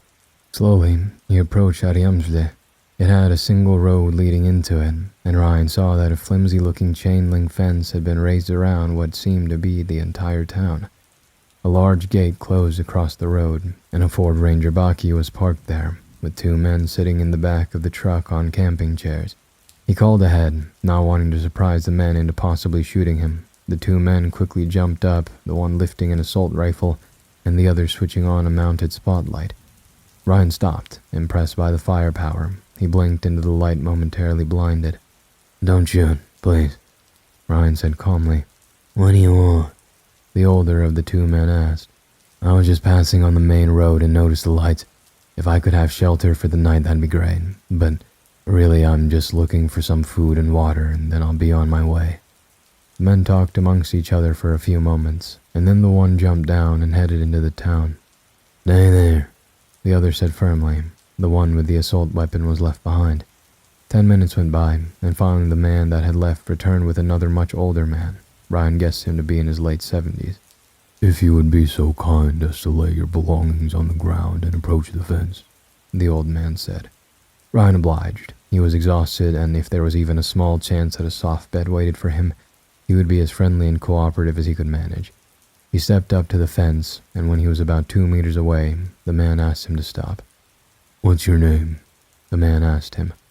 "Ryan," he said. The old man looked him up and down, taking in the dirty clothes, the shoulder-length hair, the wild beard, and all the cuts and bruises. "What brings you way out here, Ryan?" "Just out for a stroll, Mr. Ryan tried, not enjoying the fact that the man knew his name, but he didn't know his. "Sebastian. I used to be the mayor of Ariamsle, though we only had about 500 people. We were mainly here as a rest stop for trucks on their way deeper into Namibia." He paused. "Out for a stroll, eh?" he said and chuckled. "Well, you look a little worse for wear. I suppose you'd like to come in, perhaps have a bath, some food, and rest on a soft, warm bed." Ryan's heart soared and he couldn't help but smile. "I'm afraid that's not going to happen," Sebastian said. Ryan was about to say something, to protest, perhaps even to beg, but Sebastian spoke again. "We are not in the habit of letting strangers into our little slice of heaven, and we've never let anyone in after dark. I'm sorry, but these are our rules, and those rules have kept us safe over the last couple of years." Ryan's shoulders sagged and he looked down at his feet. "We are, however, not cruel people. We will give you food and water to hold you over for a while, but I'm afraid that is all we can offer you." Ryan wanted to plead to stay the night, only one night, but something in Sebastian's eyes told him that he was not the kind of man who changed his mind often. Besides, maybe it was better this way. Darren and his friend might be back at any moment, and Ryan figured that he would not like to be in Ariamsle when that happened. So all he said was thank you. Another 15 minutes passed after Sebastian sent a man to get some food and water. Sebastian stared at Ryan but said nothing. His gray eyes made Ryan uncomfortable, and soon he turned away, staring into the darkness. He thought he had heard another scream coming out of the darkness, but he couldn't be sure. Eventually, the man returned with a black bag full of supplies. There were 10 liters of water and various canned foods, along with biltong and bread. Dried fruit rounded off the supplies. "Thank you," Ryan said again, and Sebastian nodded and gave a smile. Ryan hesitated before returning to his bike. He thought about telling them about the Lurkers, that they might possibly follow him this way, especially if one of them had managed to find his scent after dark. But suddenly he was angry and tired. He was sick of this world, sick of monsters trying to kill him, and even sicker of people trying to kill him after he survived the monsters. But most of all, he was angry at Sebastian. He was angry that he wouldn't allow Ryan inside his little fortress. He was angry that he thought it safer to send a man out into the wilderness, most likely to his death, than to let him stay one night and get some rest. Ryan didn't tell him. It was petty, but he didn't care. He figured that with their fence and automatic firepower, they would be able to handle it. He thanked him again and walked over to his bicycle. He pedaled back to the main road and then found a hill about 200 meters from the road. He laid out his sleeping bag, but didn't start a fire or even take off his shoes. He could still see Ariamsle in the distance, and that provided some comfort, but he knew he would not get a lot of sleep. Ryan kept his rifle close. It was loaded, and a round was chambered. He munched on some of the biltong he had received and sat in the darkness. Eventually, his head became too heavy, and he lay down. He went over the day's events, and finally drifted off to sleep. He had dark dreams, filled with large castles and pretty girls falling from them. Lurkers jumped out from everywhere, lunging and grasping at him, even calling his name. He had nowhere to run, and the largest castle of all would now be his grave. He was trapped. Suddenly he was atop the castle, and the Lurkers climbed, slowly, but with purpose. He had nowhere to go. He had no weapons. Ryan screamed at the top of his lungs. His eardrums popped, then the bricks of the castle started cracking and popping. A Lurker jumped to the roof and screamed, jumping at him. The sharp pop of automatic gunfire and hysterical screaming woke him up from his nightmare. He sprang up, quickly taking in his surroundings. He looked in the direction of Ariamsle, but all he could see were shapes and shadows. Lifting the rifle, he used a scope. Ariamsle was under attack. The flimsy fence had been torn down, and dozens of Lurkers were storming into the small town. He could not say whether they were the same ones he had encountered that afternoon. Ryan watched as a woman and a man exited a house close to the gate, running to their car and being pursued by a Lurker which had gained entry to their house. The man ripped open the door for his wife and ushered her into the car, but after he slammed it, they were upon him. Ripping and biting and gnashing their teeth, they tore him limb from limb. They punched and kicked and bit, and after there was almost nothing left, They rounded on the car with the woman inside of it. They banged on the windows and kicked the doors and shook the car. Ryan at first wanted to help. He picked a lurker to eliminate and was about to squeeze the trigger when he stopped. It was a long way. He wasn't sure he could even make the shot. Add to that the fact that if those were the same lurkers from the afternoon, they would now be off his tail, and firing a loud rifle in the quiet night could put them right back on it. He removed his finger from the trigger. Ryan stopped beneath the sign welcoming people to Carlsberg. It was mid-afternoon and darkness was still some hours away. He made good time, walking quickly and hardly stopping. He missed his bicycle, though. Walking wasn't much fun at all. Looking down the road leading into the small city, it looked utterly deserted. Many buildings had been ravaged by fire, and cars were haphazardly parked about the street. Lifting his rifle, he slowly started forward. He had considered staying the night and going down into Animas the next day to scavenge for more food and the assault rifle the guard had, but had decided against it. It felt like an unnecessary risk. So he had packed up camp, and with the howling, screaming chaos of the town being decimated for background noise, he had moved on again. Ryan cautiously moved up the street, looking into doorways and alleys before continuing forward. A strange smell hung in the air, like a braai with meat that had gone bad. Building to building he moved, and any hope he had of finding water or food slowly evaporated. The town was empty and destroyed. Reaching a large intersection, he spotted smoke rising to his right. Turning up the street, he headed toward the smoke, the strange smell becoming more pungent, and he became nauseous. He reached another intersection and saw that it bordered on what used to be a small park. It was also where the smoke was coming from. Creeping closer, Ryan realized that this was also where the horrible smell was coming from. A massive mound of bodies was piled in the center of the park behind an old dead tree. The bodies were blackened and crispy, completely destroyed by fire. Moving closer, Ryan saw the telltale veins and ashy skin color of lurkers on some of the bodies that were not completely charred. Someone had been killing lurkers and piling them there to burn, or somehow catching them and then burning them. A gust of wind brought the pungent smell to his nose again, and it was so much stronger this close to the pile. He retched. He had always considered himself to have a strong stomach, especially given the things he had seen the past couple of years, but this, it seemed, was just too much. After a few moments, and with his stomach empty, he wiped his mouth and stood upright. The fire had burnt all of the lurkers, but some had already seemed touched by it. Ryan noticed a boy who looked to be about 11 years old. He thought that if you took away the veins and the ashy skin, the boy almost looked peaceful, as if he was only sleeping. He thought back to the day when the first reports of children attacking adults in Johannesburg had surfaced. They had heard about these stories from across the globe, but somehow you always manage to shrug it off, because it's happening in another country, or it won't happen here. He had just returned from the gym, and Carla was busy with dinner. He kissed her, and then something had caught his ear on the TV, which he liked to keep on for background noise while cooking. He had turned the volume up. The news was reporting a large attack of some kind. Though the reports had been unconfirmed, it seemed that a large group of children had attacked and killed several people in a local settlement not far from the airport.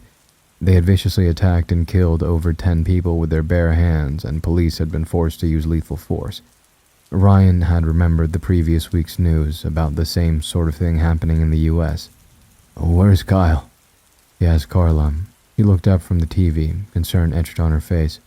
"He's still at cricket practice," she said. "Do you think we should go and get him?"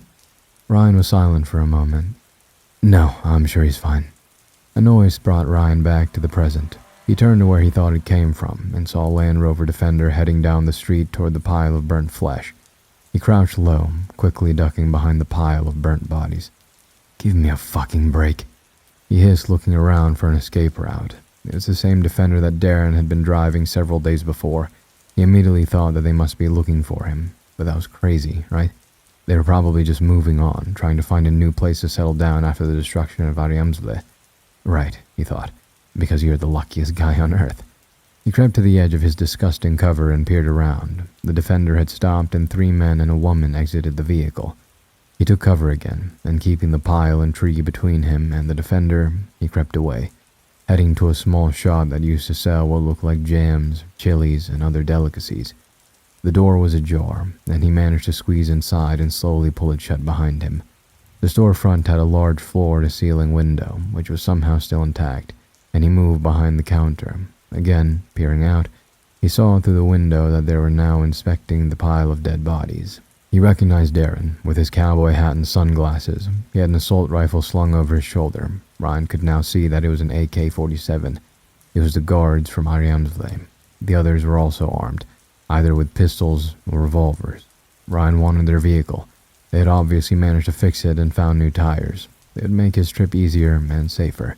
He wouldn't have to sleep in the open, and he would be able to cover a lot more ground each day. He was going to kill them all.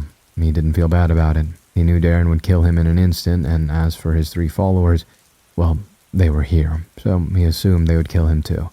He thought about firing from the shop, but there was too much cover for them to get behind after the first shot sounded. He would then be trapped in the little shop with a large window. They would be able to either storm the shop or wait him out. Darren said something to them, and Ryan watched as they spread out, weapons ready, investigating the area. They seemed to be heading to the different shops and buildings surrounding the park. They were looking for something, and he would bet his rifle that they were looking for him. They weren't stupid. They were moving together in twos, obviously not wanting to give him an opportunity to get the jump on one of them. How do they even know I was here? Ryan thought to himself. They're just making sure. Another thought tried to comfort him, but it didn't work. He moved backwards into the shop, quickly taking in his surroundings. He noticed a back door and found that it was unlocked. It led into a narrow alley which had been probably used for storing their refuse and taking deliveries. It was long enough, and if he was caught in there, it would be like shooting fish in a barrel. He saw the 2 men move into the store next to the one he was hiding in. Ryan was indecisive. Did he move out to the alley and try to flank them, or hole up in another building which provided more cover and wait for a better opportunity? Or did he stay put, take out as many as he could, and then use the alley as an escape if necessary?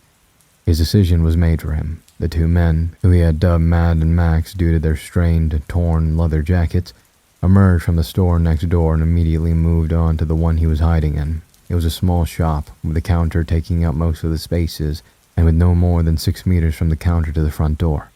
Ryan crouched behind the counter and drew his axe from its sheath. If he could take them out without alerting the others, it would be a major bonus. He laid his rifle and pack on the ground and picked up a jar which he assumed was filled with what was once jam. Now, though, it was a green, almost black, congealed substance which he would have done many things to avoid smelling. With his axe in one hand and a heavy jar full of disgusting jam in the other, he tensed as he waited for the door to open. He heard one of them grasp the handle of the front door and it slowly creaked open. Ryan waited. He heard them enter the store and he heard them close the door behind them. Probably in some misguided attempt to stop Ryan from sneaking out past them, he waited until they had taken a few more steps into the store and then sprung into action. Ryan was crouching at the farthest end of the counter from the front door and the back door. He hurled the bottle of jam to the opposite side of the counter, being careful for the bottle to stay out of their line of sight, so as not to alert them of its origins. As soon as the bottle struck, it burst, and at the same time, Ryan jumped up. Both Mad and Max were half turned away from him. Their guns were up and ready, and their eyes were wide. Ryan pulled back his axe and flung it with all his might at Max. It struck the side of his head with a sickening thud, impaling itself in his temple, and he collapsed almost instantly. Ryan was already over the counter by the time Mad had turned, and Ryan had tackled him to the ground with a flying dive. Ryan heard Mad's pistol go flying, and he was on top of him throwing punches in a flash. Ryan wasn't a very tall man, and not very muscular either, but he was extremely quick and stronger than he looked. This soon meant nothing, as Ryan had underestimated Mad completely. After at first attempting to block Ryan's blows, he now shot out a single blind fist, which struck Ryan on the chin. He was knocked off of Mad and his head spun. Mad was much stronger than Ryan had thought. He had failed to capitalize when he had him on the ground. Ryan shook his head and stumbled to his feet. He would have to figure out a way to take him down before he alerted the others. But as Mad slowly got to his feet, Ryan got the impression that he needn't worry. This was the type of man who relished a fight, and he would want to end Ryan himself. Ryan looked into his eyes. Shit, I think I'm in trouble here, he thought as Mad spat blood. Ryan quickly turned and ripped his axe from Max's head, and his confidence grew with the weapon firmly grasped in his hand. Mad smiled and reached behind his back, pulling a very large, almost machete-sized hunting knife from under his coat. Well, shit, Ryan thought again. I just can't catch a fucking break. Mad rushed forward, violently swinging and slashing his knife. Ryan ducked underneath the first swipe and was able to turn his whole body to avoid a downward slash. He dodged Mad's knife attacks fairly easily. He was much quicker, and Mad had no real technique. Ryan thought that he might try to tire him out a little until an opening for a counterattack presented itself. Ryan avoided another flurry of attacks until he stepped once while retreating, and his foot struck an overturned stool. He lost his balance for only a moment, but Mad was relentless. Ryan was now on full defense, bringing the axe up to ward off Mad's vicious attacks. He was no longer in a position to only dodge the onslaught, but was forced to parry and fight back to avoid the large knife. He was on the back foot and constantly off balance, causing openings in his defense, and although he knew it, he was powerless to do anything about it. Again, Mad brought the knife down in an aggressive stab, and Ryan raised his axe to block it, but this time Mad was waiting for him. He quickly brought up his other hand and clutched Ryan's axe in hand in his large frying pan-sized fist. Ryan was trapped. With his free hand he tried landing punches, but even those that connected had little effect. Mad wrenched the hand that held the knife free, while still holding Ryan's axe in hand tightly in the other. He tried stabbing Ryan, but he still had some mobility. He managed to avoid the large blade, but after another successful evading maneuver, Mad jerked the hand holding Ryan's back and up, pulling Ryan closer. He almost lifted Ryan off the ground as he ripped his hand back, and at the same time he brought the knife forward. It plunged into Ryan's side. He gasped as pain shot through his body. Mad pulled him closer until their faces were only an inch apart. He looked into Ryan's eyes, grinning like a child on Christmas morning.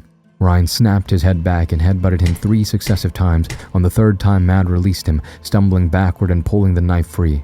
He had somehow come away with Ryan's axe. Ryan collapsed to his knees, but looking up he saw that Mad was already recovering, wiping the blood from his nose and spitting it from his mouth. Ignoring the pain in his side, Ryan jumped up and dived over the counter. Mad was after him, but he was too slow. When Mad reached the counter, Ryan stood up, the rifle aimed right between Mad's eyes at point-blank range. Mad froze and raised his arms, dropping the axe and the knife. Ryan pulled the trigger and Mad's head disintegrated. Blood and gore flew in every direction as the bullet shattered the large window in front of the store. Mad's body tumbled to the ground, falling with a heavy thud as his blood quickly soaked the floor. Ryan almost collapsed, but grabbed onto the counter with his free hand to hold him up. He inspected his wound. It was deep and serious, but not as serious as he had initially thought. He was losing a lot of blood, though. He needed to try and curb the bleeding, but first, he would need to get out of the store. He quickly slung his pack over his shoulders and then limped around the counter and collected his axe and Mad's pistol. He then headed for the back door of the shop. Ryan limped as fast as he could down the alley, expecting to hear gunshots behind him any second. He actually gritted his teeth more in anticipation of the gunshots than the pain, but he had made it safely to the end of the alley, and, taking in a quick look in all directions, he headed to the former butchery across the street, mainly because the front door was wide open. He couldn't afford to get caught out in the open now. He stumbled through the door and headed into the back. He found a small office with a table and 2 chairs. Closing the door behind him, he was disappointed when he saw it couldn't lock, but moved one of the chairs in front of it. He peered out of the window, through the old-fashioned blinds, but could see no movement. Working quietly, he removed the first aid kit he always kept with him from his pack and cleaned the wound as best he could. He would need stitches, but for now he used all the bandages he had, binding them tightly around his torso. He would need time to stitch himself up, and somehow Ryan knew this day was far from over. He reloaded his rifle and cleaned his axe, and then, pulling another chair to the window, he took a seat and watched. At first he saw nothing, but after half an hour he saw a couple of lurkers shambling up the street. It looked like they were coming from the other side of town, the way he had been going when he arrived. Soon, more and more of them appeared. Ryan was amazed at how a single gunshot could lure so many, especially since the shot had gone off almost 2 hours prior. Ryan could not see the park or the alley from the window he was seated at, but he could see the road that led to the park, and he thought he could just see the spare tire of the Defender sticking out from behind a building. Darkness was not far off, and he thought he needed to come up with some kind of plan. He decided that if Darren and the woman did not show themselves, he would hole up here for the night. He didn't have much of a choice, as it was too late to go looking for a better shelter. The fact that the streets were slowly filling up with lurkers and that he was injured ruled that idea out completely. He was concerned that they might pick up his scent and track him to where he was hiding, but he thought that unless a lurker went right up to the alley and Butcher's door, he would be okay. I hope. As darkness crept over the streets, he saw the lurkers' mood and demeanor change. They had been wandering around aimlessly, as if in a dream, but as darkness set in the alley, they all started moving faster. Spasms seemed to ripple through them one by one, causing them to hunch over as it passed. They became more vocal, where earlier moans and soft cries were all you heard. Screams, hisses, and shrieks were now heard more often than not. Some of them started sprinting up and down the street, sometimes running into each other, which caused them to lash out, hitting or kicking each other violently. This only lasted a second, though, before they continued with their roaming of the streets. Their lurking. A lurker came right up to the window he was sitting at, as if it wanted to look inside. Ryan hunched down in his seat, holding his breath, and gripping the pistol so tight his knuckle turned white. He started sniffing around the window, as if it had found an interesting scent. A gunshot went off in the direction of the defender, and the lurker's head snapped up. It gave a screech that set the hairs on the back of Ryan's neck on end before sprinting off toward the park. More gunshots followed, and soon Ryan could see every lurker running toward them. A scream rose, but it was not a lurker. It was a woman's. Ryan assumed it was the woman companion of Darren. Ryan was restless. He thought he was fairly safe in his hideout, but he was also afraid that Darren might make it to the defender and escape. For the second time that day, the decision was made for him. As he stood up to move to another window to try and get a better view, he bumped the butt of his rifle against the window. It had been hanging from his shoulder, and as he turned away from the window, it had made contact. Unfortunately, this happened just as a lurker was speeding by. Ryan froze as it stopped and looked straight at the window. Ryan felt as if it was looking straight at him. Holding his breath, he willed the monster to move on, but it came closer to investigate. Ryan thought it was about to move on, but suddenly it started pounding on the window. It must have been the slightest move through the blinds because it was going crazy. Ryan backed away slowly, keeping the pistol trained on the creature. He pulled his pack on with one hand and retreated to the door of the office. Two more creatures joined the first in its pounding of the window, and a second later it shattered. The first one was through in a flash, getting tangled in the blinds and falling, pulling them from the wall. The other two screamed at Ryan and jumped through. One of them couldn't have been more than 5, and he was the first one through. Ryan fired and the small monster collapsed instantly, a red blotch appearing on its filthy shirt. Ryan fired at the second one, dropping it only a meter from Ryan's feet with a neat hole in its head. The third one was still struggling with the blinds, so Ryan took the opportunity to run. He kicked the chair in front of the door side and wrenched it open, quickly pulling it shut again.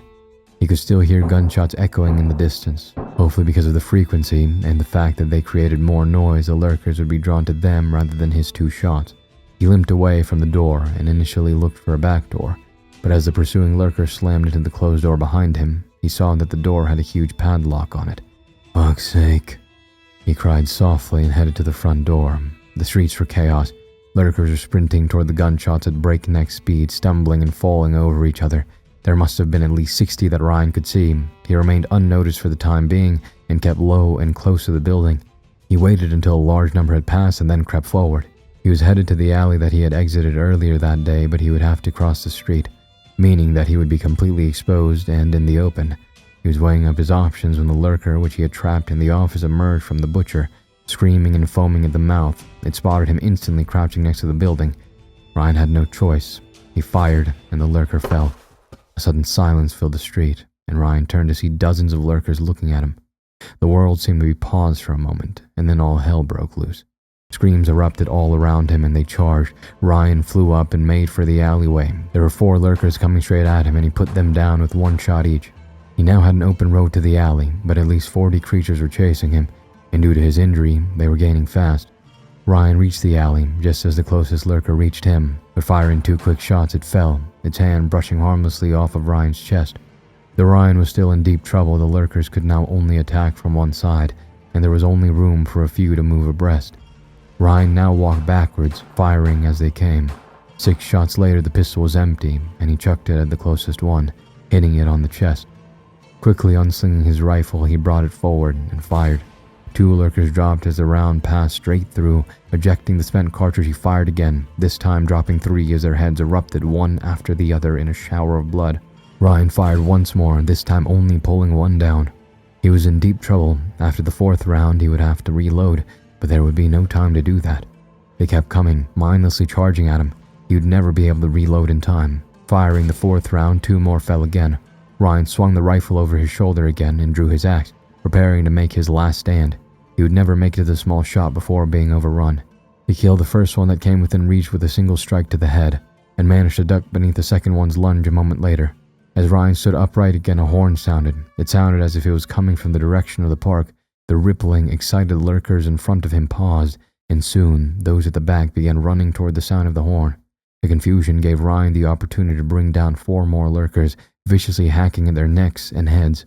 Most of the creatures had left the alley by now, and Ryan was able to deal with the last remaining, almost indecisive few. He had brought scores down with the pistol, rifle, and axe, and the alley looked like a war zone. Panting, he headed to the door of the jam shop, reloading as he walked, but constantly looking over his shoulder, afraid that another lurker attack was imminent. The horn was still wailing, and as Ryan entered the shop, closing the door to the alley behind him, he crept forward to the counter. Peering over it, it looked like dozens of lurkers were gathering around the mound of torched bodies in the center of the park. More and more seemed to enter the park every second, and it was then that Ryan realized that the blaring horn was coming from the dead tree. More precisely, it was hanging from the dead tree close to the mound of bodies. Confused, but intrigued, Ryan looked through the scope of his rifle. He found what looked like an air horn hanging from a low branch. It had been fiddled with. The button had been taped down with duct tape to ensure it blew continuously. Someone was luring the monsters to the park. The gunshots had ceased for the moment, and as Ryan watched, more and more lurkers entered the park. They jostled and fought each other to get as close as possible to the air horn, and once at the front, they seemed confused and angry when they could not pinpoint the origin of the sound. This in turn caused them to fight amongst each other, sometimes killing each other in their anger and insanity. Ryan thought he saw something move in the branches of the tree, and suddenly, a liquid fell, spraying the lurkers. 5 more times this happened in different branches and other smaller trees, covering all the creatures beneath them. Ryan was confused. The lurkers paid the liquid that covered them no mind, and continued to fight each other to get closer to the blaring horn, only to fight each other again when they managed to get underneath it. A small, bright light caught Ryan's eye off to his right. He looked over and saw that it was a single person. The light seemed to be a Molotov cocktail which this person had lit. Ryan could not see much more. The person was a dark silhouette, his shadow dancing back and forth in the bright light of the small flame. Across from him, on the other side of the park, a second flame sprang up as another person lit another Molotov. They each lit 2 or 3 more. The lurkers seemed disinterested in them, the air horn attracting their full attention, even as more entered the park, which was now filled to capacity. At a sign from the first person, the 2 people tossed their flaming bottles into the crowd of lurkers, and as the bottles broke on the ground and the head of a lurker, a fire erupted with a great whoosh. They each threw the rest of their makeshift napalm into the different areas of the group, and soon it looked as if all the creatures were on fire. The fire blazed and grew, and it spread to lurkers that the Molotovs hadn't even touched. Ryan realized that this liquid, which was dropped onto them, was probably fuel of some kind, rigged to be spilled somehow. The noise of the burning creatures was horrific as they shrieked and moaned in their frustration and what Ryan liked to think was pain, but the noise was nothing compared to the smell. The sickly, sweet, pungent aroma drifted on the wind toward him, and he had to fight to not retch again. Moments later, the lurkers started dropping. The horn kept them in the park, even as they burned to death. Ryan cautiously exited the shop, looking for the people who had orchestrated the mass purge, but they were nowhere to be seen. He slowly moved around the park, heading toward where the Defender was parked. He was relieved to see it parked in the same spot as earlier in the afternoon. The horn stopped, either because it was out of gas or damaged by the fire, but still the lurkers entered the park, drawn to it by the others' screams and the brightness of the fire. As Ryan neared the Defender, he kept his eyes peeled for Darren. He reached the Defender and tried the door, and it was open. "You leaving?"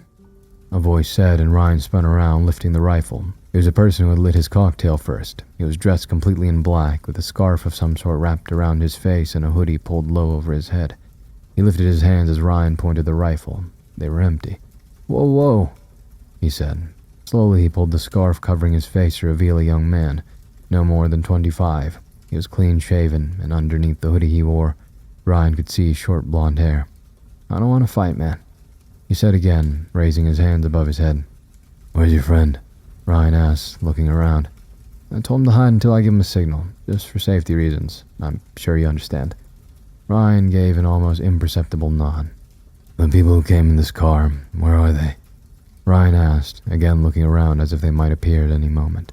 The fire was still burning brightly, but it had settled down a bit, becoming smaller as it ran out of fuel. Still, lurkers ran into the park, soon catching fire. "We saw them stop, yeah. The 2 guys got taken out by you. The lady got ripped apart by the screamers, and I don't know where the cowboy went. The last time we saw him, he ran into that building. He was still shooting from there when we rigged the horn to go off, but I think he might have bailed. He turned and nodded in the direction of an old-looking brick building behind him. It looked like a town hall or something similar. Look, man, we've been in this shithole town for more than a year. We left Windhoek thinking that smaller towns would be safer. Recently we started luring the screamers into the park and setting them on fire, taking out a whole bunch at a time. We did it mostly in the day, it's easier, but we thought you could use the help tonight. He smiled and Ryan gave an appreciative nod. It kept the town safer than most, especially since we don't have any weapons. We take out a bunch every couple of weeks. It's dangerous though. My brother and a friend. He looked down, seemingly unable to continue. We just want to get out of here. We're out of supplies. Our car broke down months ago, and we can't get any of the cars here to run. We're not mechanics. When we saw you take out those two guys, and then later how you fought the screamers, we thought you might be our chance to get out of this place. We can't fight like you, but we have other skills. Ryan looked him up and down. Like? My friend, the other guy, he was an EMT. He knows his medical shit, and if I'm looking at you, it looks like you might need some medical attention. Ryan grunted self-consciously, touching his side. The blood had started to soak through the bandages and his shirt. And you? Ryan asked. I'm smart. I've come up with a lot of ideas that kept us alive longer than most. Ryan thought for a second. One thing was true. He did need help with his wound, and it might not be the worst thing in the world to have some company.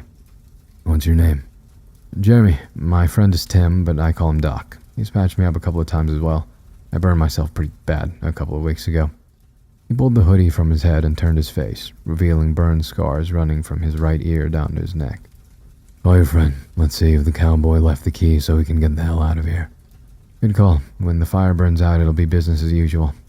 He turned to a small building on the other side of the Defender and gave a wave, followed by a couple of quick, intricate hand gestures. Ryan looked inside the Defender and saw that the keys were in the ignition. He also saw blood on the seat and floor. Jeremy saw him looking at the blood. That's the lady's blood. She made it all the way to the car and opened the door before they got her.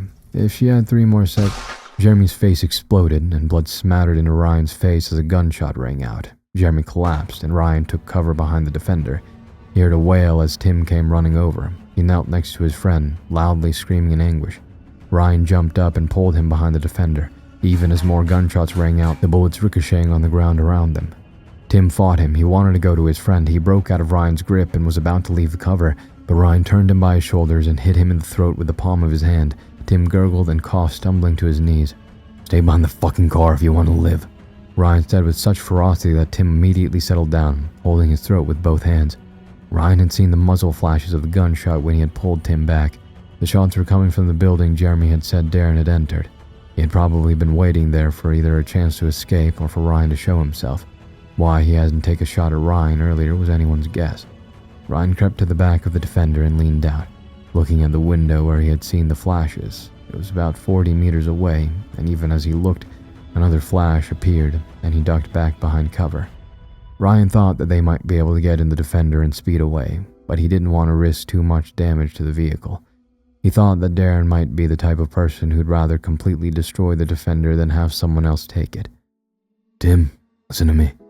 Tim looked at Ryan. He was terrified. If we have any chance of getting out of here alive, I'm going to need your help. The fire is almost out, so we have to be quick. Tim was still coughing, but he frightfully nodded after he had looked over at the waning fire. Ryan gave him an open, stern look. I need you to run out and draw his fire. Tim recoiled. Are you crazy? He wheezed. Do you know how to shoot this thing? Ryan asked, gesturing to his rifle. Tim shook his head. Well, then there's not much point in me running out there and you shooting, is there? This is the only way to get him. You run out and draw his fire, and I'll shoot the motherfucker who killed your friend. Tim's face hardened, and a moment later, he nodded. Okay then, when I say so, you run to that building over there. Run as fast as you can and maybe turn and change direction a couple of times, but not too much. Don't be predictable. Don't stop. Don't pause. Don't hesitate. Run like the devil is behind you. Tim nodded again and got on his haunches. Ryan again moved to the back of the Defender. Are you ready? He asked Tim, and he nodded. Then go. Tim took 3 quick breaths, then launched himself forward. Ryan waited for a moment, then rolled out from behind the tire. He saw the first flash of the assault rifle firing before he could even take aim, but the shots were all directed at Tim. The window was dark and he couldn't see anything but the muzzle flashes. He would have to guess where to fire. Ryan aimed just above the muzzle flash, steadying himself. He took 2 deep breaths, and on the third he held it, squeezing the trigger. The rifle fired and the muzzle flashes stopped. He waited for a few moments, but nothing stirred. Tim returned a minute later, sweaty and out of breath, but unharmed. Did you get him? He panted. I'm not sure. He stopped shooting, but it might be a trick. Should we go check? He asked. Ryan was wondering the same thing. Yes. Ryan pulled his axe and handed it to Tim, and he took it without a word. Move quickly and try to stay in cover, Ryan said. He left the cover of the Land Rover and jogged over to the closest building, aiming to use it for extra protection. Ryan's jog was more of a stumble, and his shirt and bandages were soaked with blood. The pain was also getting worse as time passed. They reached the doorway of the building Darren was last seen entering, and they paused on either side. Taking a deep breath, Ryan stormed inside, kicking the half-open door from its hinges. He quickly moved to the room that he thought the muzzle flashes came from, and sure enough, there was Darren. He was propped up against the wall opposite the window in a sitting position, blood gushing from a gunshot wound in his neck. The bullet had hit him halfway up and to the right of his throat. The assault rifle was lying forgotten at the window next to a bloodied cowboy hat. Darren looked up as they entered and smiled. Blood stained his teeth. He tried to speak, but only managed to gurgle, and was then overcome by a coughing fit. Ryan crouched next to him. Taking your car, asshole. He stood and took a step back. Raising his rifle, he squeezed the trigger. Get the machine gun. Let's get out of here, Ryan said, turning to leave. Ryan let Tim drive, and they stopped 20 minutes later next to the road. There, Tim cleaned Ryan's wound again and gave him stitches. He was professional and efficient, and he did it with minimal effort and pain to Ryan. Thanks for saving me, Tim said when they were back on the road again. They had a full tank of gas, and the Defender was also stocked with lots of food, water, and ammunition for the assault rifle and another pistol they found in the glove compartment. Ryan said nothing. He didn't say that his friend would probably still be alive if it wasn't for him. He had taken a bunch of painkillers and was drifting in and out of consciousness in the passenger seat. So, where are you headed? Tim asked, but Ryan didn't reply. Sorry, get some rest. We'll talk in the morning. Don't stop, Ryan mumbled. What? Tim asked. Don't stop for anything. Tim looked over at Ryan and sighed. You're the boss. Ryan's head rolled over, and he stared out at the darkness. The darkness was covering a harsh landscape, but somehow, in this new world, cities and towns were where most people seemed to die. Bodies kept piling up, and Ryan was frustrated by the fact that even in humanity's darkest hours, they still found reasons to kill each other. He was definitely not without blame. God knows he had done his fair share of killing. Ryan wondered if there was a way to come back from that, if there was a chance at redemption. Maybe there was one way. I'm coming, Carla, Ryan thought, and closed his eyes. Baby, come on, we need to go, Ryan yelled as he slammed the trunk of their Hyundai sedan. I'm coming, Carla called from inside the house, appearing seconds later carrying a gym bag. I just got some clothes for Kyle. She jogged down the steps to run to Ryan, and he took the bag from her, tossing it on the pile of other stuff on the back seat. He turned to look at her, fear and trepidation in her eyes. Have we got everything? He asked and put a hand on her shoulder. Everything on the list and a couple of extra things I thought of, she replied, glancing up at the intersection as a siren screamed past. A bang in the distance made her jerk, and he squeezed her shoulder reassuringly. Come on. He quickly ran up to the house and collected his rifle and ammunition from the table on which he had placed them earlier. Quickly locking the door behind him, he'd returned to the car and put the Remington on the back seat and threw a blanket over it. Carla got in the passenger side, and Ryan started up the car, backed out of the driveway, and headed down the street. So, when you spoke to him, you made sure he understood that he was to wait for us, right? Ryan asked as he slowed at the intersection before turning right. Yes, he understood. He said Graham's parents weren't planning on going anywhere and that he was welcome to stay until we got there, but I haven't been able to get hold of him or them since this morning. Network's down or something. We should have gone straight away. Ryan glanced at her, a flash of annoyance running through him. We've been through this. We don't really know what's going on or how long it'll last. We can't just blow out of here without some kind of plan. Look around you, Carla. Does it look like we'll be able to stop at the grocery store for food and water and a chocolate? She looked as though she wanted to argue, but she slumped back into her seat and said nothing. The streets were eerily quiet, but Ryan spotted people frantically packing cars, running up the street, or speeding past in cars and on bikes. Reaching another intersection, Ryan slammed on the brakes just in time as a fire truck flew past, sirens blaring. He took a deep breath and then started forward again, heading to his son's friend's house, where he had spent the previous 2 nights. The plan was simple: pick up Kyle and get to Carla's father's house. He had a large house in Saxonwold, an upmarket suburb of Johannesburg, where they would stay for a while, waiting for whatever this was to blow over, or to make another plan. Ryan's older brother Matt stayed in Pretoria, and Ryan had tried to convince him to join them, but Matt had been stubborn. He'd insisted that everything was under control and that panic wasn't necessary. After arguing for a time, Ryan had finally relented and insisted that if he changed his mind, they can come and join them. He had also been unable to get a hold of him since then. He had seen the reports about children becoming violent, even killing, but so far the authorities had no real explanation. Carla maintained that it had something to do with the asteroid crashing in Texas, but she had always been a bit paranoid, and she loved her space stories way too much in his opinion. It had been 2 days since the first big attack in an informal settlement close to the airport. That evening they had agreed that Kyle could spend a couple of nights at his friend's house, as it was the weekend and the single attack had not concerned them too much. But the next day the attacks had been a consistently growing occurrence, and each incident appeared to be getting closer to their area. Finally, they had started hearing an inordinate amount of sirens and bangs. Neither would just come out and say gunshots, and this had prompted Carla to suggest getting to a safer haven. He had argued that their single-story house was right on the street in a heavily populated area. At first, Ryan had balked. He had said she was overreacting and that they were perfectly safe, but the next morning, footage of children sprinting through the night, attacking every living thing in sight helped change his mind. The news had called it some kind of virus that only affected children, causing them to become extremely violent. They did not know if it was infectious, but all indications seemed to report that assumption. They could, however, not guess as to how it was spreading or if it was curable. Adults remained unaffected. They had phoned her father and he had urged them to hurry, calling Kyle next. He had assured his mother that he was safe and that he would wait for them.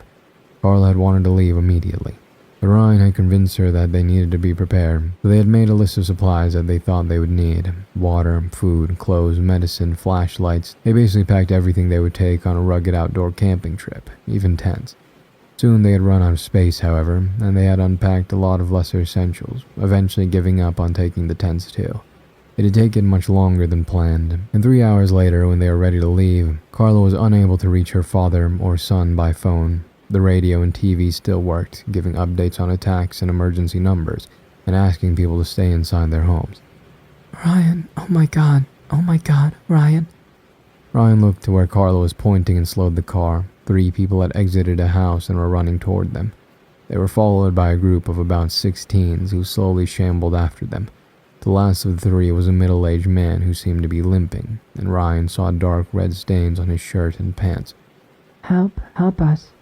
The first person shouted as the car slowed to a stop. It was a woman of about the same age as the limping man, and she was hysterical. Ryan hit a button and the doors of the car locked. What are you doing? We have to help them. Carla cried and moved as if to unlock her door. Stop, Ryan ordered. We don't know what the hell is going on here. What if it's just a trick to get our car?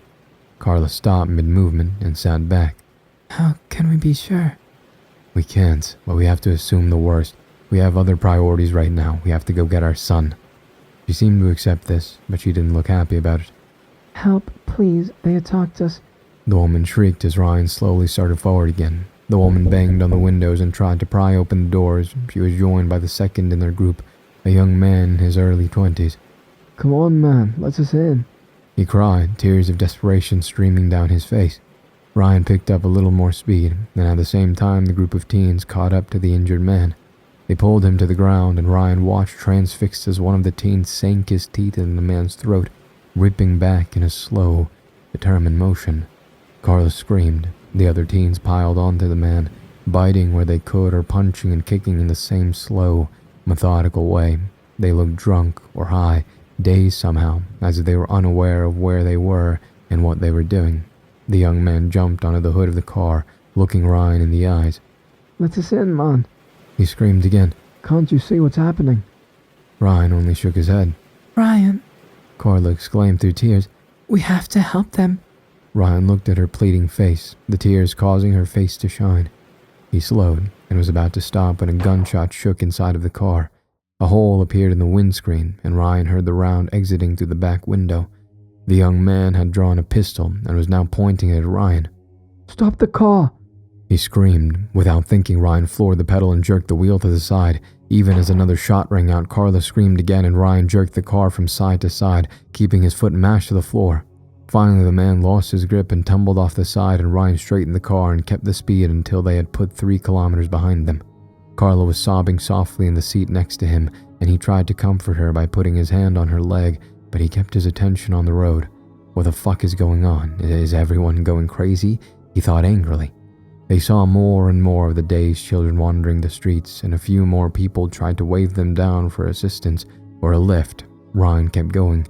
They saw many cars fully loaded with people and supplies heading in the direction of the highway, and a few near misses with other vehicles eventually forced Ryan to slow down even more, lest they have an accident.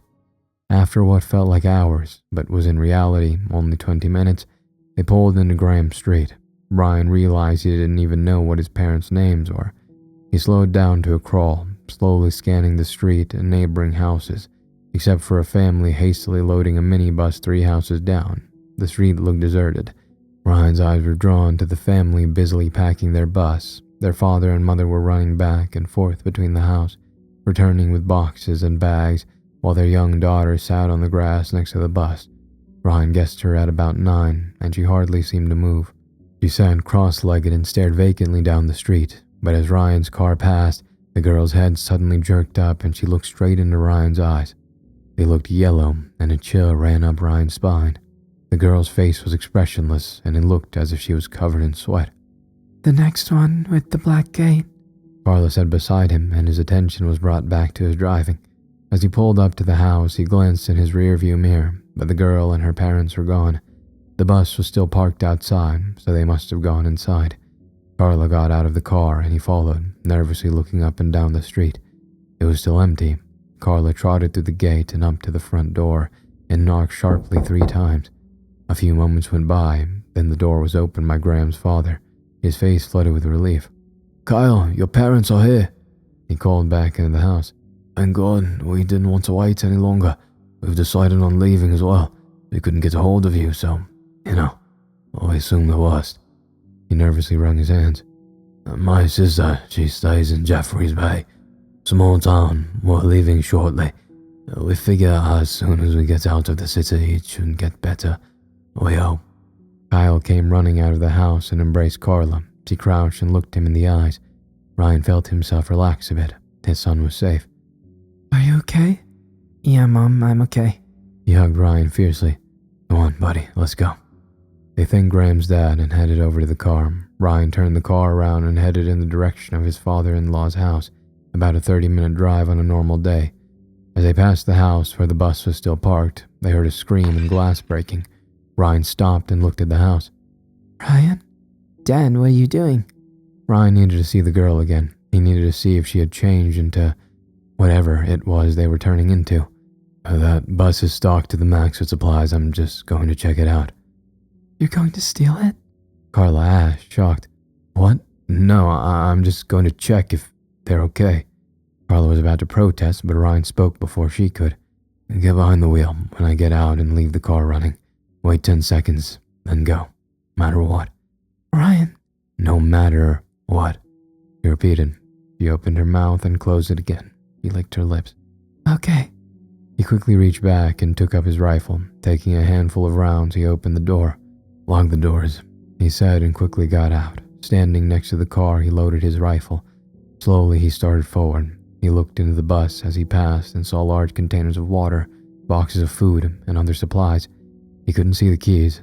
Approaching the front door, he saw that it was open, and he heard noises from inside. He heard a thud, and then something fall and break. Gently, he pushed the door open and raised his rifle. He took a step forward, and then another, and moments later, he was inside the house. There was ample natural light, and he took another few steps when he heard a shuffling coming from a doorway ahead of him. Taking a deep breath, he spun into the doorway with his rifle at the ready. The girl was standing in the center of the living room. Her mother and father lay next to her, the father jerking sporadically. The amount of blood made Ryan nauseous, and a steady stream was still spurting from a wound in the man's cheek. It looked like a bite mark. Ryan fought to keep his stomach under control, and he started shaking. He couldn't tell if it was the nausea or the almost crippling fear he suddenly felt. The girl stood motionless, looking down at the floor, blood dripping from her hair and face. "What have you done?" Ryan whispered without realizing he was going to, and the girl looked up. She started forward toward Ryan, her face still expressionless as before, and he pointed the rifle at her chest. Her eyes were a feral yellow, and her skin was very pale, gray, like ash. Ryan thought he saw thick, black veins running down from her neck. "Stay back," he cried, but the girl only trudged forward, as if she didn't hear Ryan speak at all. Ryan took a step back, and then another. "Stay back, goddammit, I will fire!" He took another step back, and his foot caught on something. He tumbled over backward and landed flat on his ass, the rifle spilling from his hands. He had backed into another room and had tripped over some more supplies waiting to be loaded. The girl came a little faster now, and she opened her mouth in a low, almost mournful groan.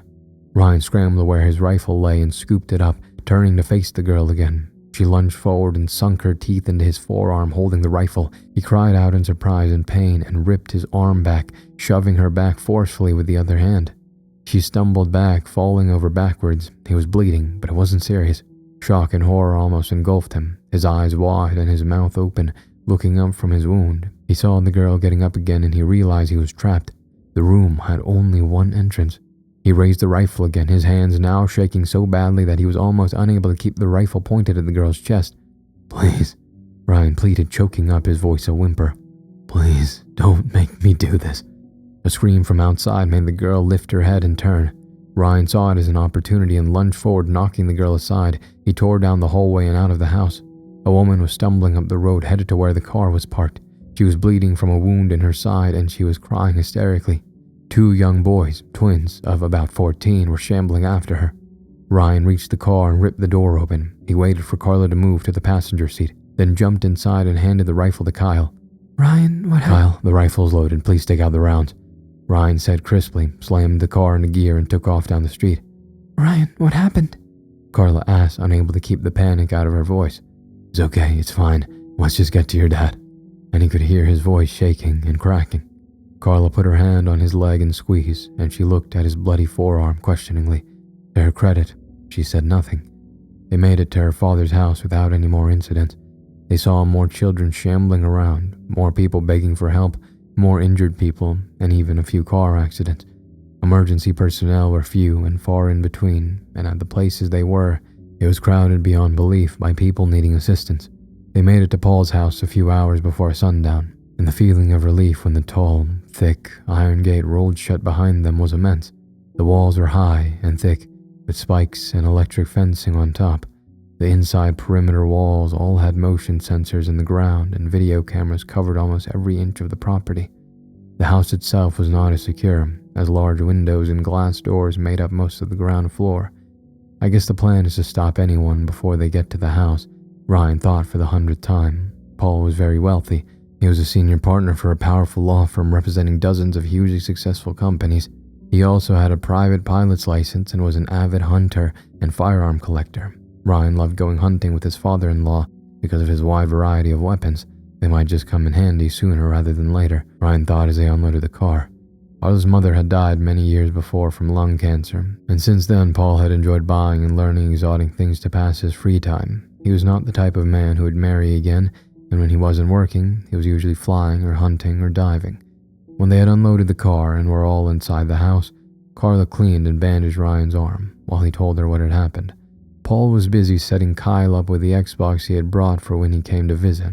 When he returned, Ryan told the story again. They were horrified and disbelieving, but the clearly human tooth marks on his arms were difficult to argue with. Paul activated the perimeter alarm system and switched the television in the kitchen to show the feeds of the security cameras. "You think your security company would actually respond to the alarm with all the shit going on out there?" Ryan asked and nodded his head in the direction of the gate. "I don't know, but at least the system can warn us if we get an unwelcome visitor." Ryan nodded, hoping that it wouldn't come to that. Carla and Paul prepared a simple dinner of sandwiches and crackers as the sun set, but Ryan could not stomach even the lightest meal. The scene where the girl kept replaying over and over in his head. He would see the blood and become nauseous, and then he would see again the girl slowly walking toward him, and he would start to shake and break out in a cold sweat. They were all huddled around the television watching the news with a second smaller one set to the camera feeds. The news was a collection of disturbing images, car accidents, mass attacks by children, and police gunning people down. Most news channels were reporting that sources had confirmed that it was somehow linked to the asteroid. They were calling the asteroid Revelations. A press release was planned for later that evening out of the United States, which would disclose all the information they had on the virus. Ryan, Carla whispered, and he looked at her. Kyle was asleep on her lap. She motioned for him to take him to the bedroom. He got up and gently lifted him. He looked peaceful, and his sleep untroubled. Ryan was relieved that his son could sleep. He had been worried that he might have nightmares, given everything that happened over the past couple days. He took him down the hall and into the second guest bedroom and gently laid him down. He took off his shoes and pulled the covers over him, switching off the light. He was about to close the door when Kyle stopped him. Dad? Yeah, Jemp, I'm here. He walked over to the bed and sat down. Are we going to be okay? You know, with everything that's going on? Ryan sighed quietly. Sure, buddy, I know it's a little crazy right now, but it'll get better soon. You'll see. All this is just taking everyone by surprise. It'll take a couple of days before they get a handle on everything. But for the time being, rest assured that we're safe and sound. Ryan smiled reassuringly in the light pouring from the hallway, but Kyle did not look comforted. Why didn't we help that woman? The one on Graham Street, the crying one? Ryan didn't respond immediately. He was unsure of how to proceed. Well, the thing is, like you've seen, things are a little crazy right now. He started. And not everyone out there is a good person or is honest when they say they need help. Some people will try to take advantage of others that are trying to help, and you have to be careful who you try to help and who you accept help from. Kyle seemed to ponder this for a moment. But how can you be sure someone doesn't really need help? How can you be sure we couldn't help that lady? He asked earnestly, his eyes welling up with tears. You can't, buddy, not really. These are decisions a person has to make for himself. I decided not to help because I had you and your mom with me in the car, and I decided that I didn't want to take the risk. That I didn't want there to be even a small chance of either one of you getting hurt. Kyle thought for a moment longer, and then seemed to give a small nod as if he understood and accepted this explanation. Get some sleep, champ, Ryan said and put his hand on Kyle's forehead. Kyle was burning up and his forehead was moist with sweat. Alarm bells chimed in Ryan's head. Are you feeling okay, buddy? Ryan asked gently, pulling back the covers. Just a little hot and I've got a headache, but I'm okay. Ryan quickly got up and switched on the light. Dad? Stay here, I'll get you something for your headache. Ryan left the room and trotted to the kitchen. Carla followed him. What's wrong? He's got a fever, just getting him something to help. Is he okay?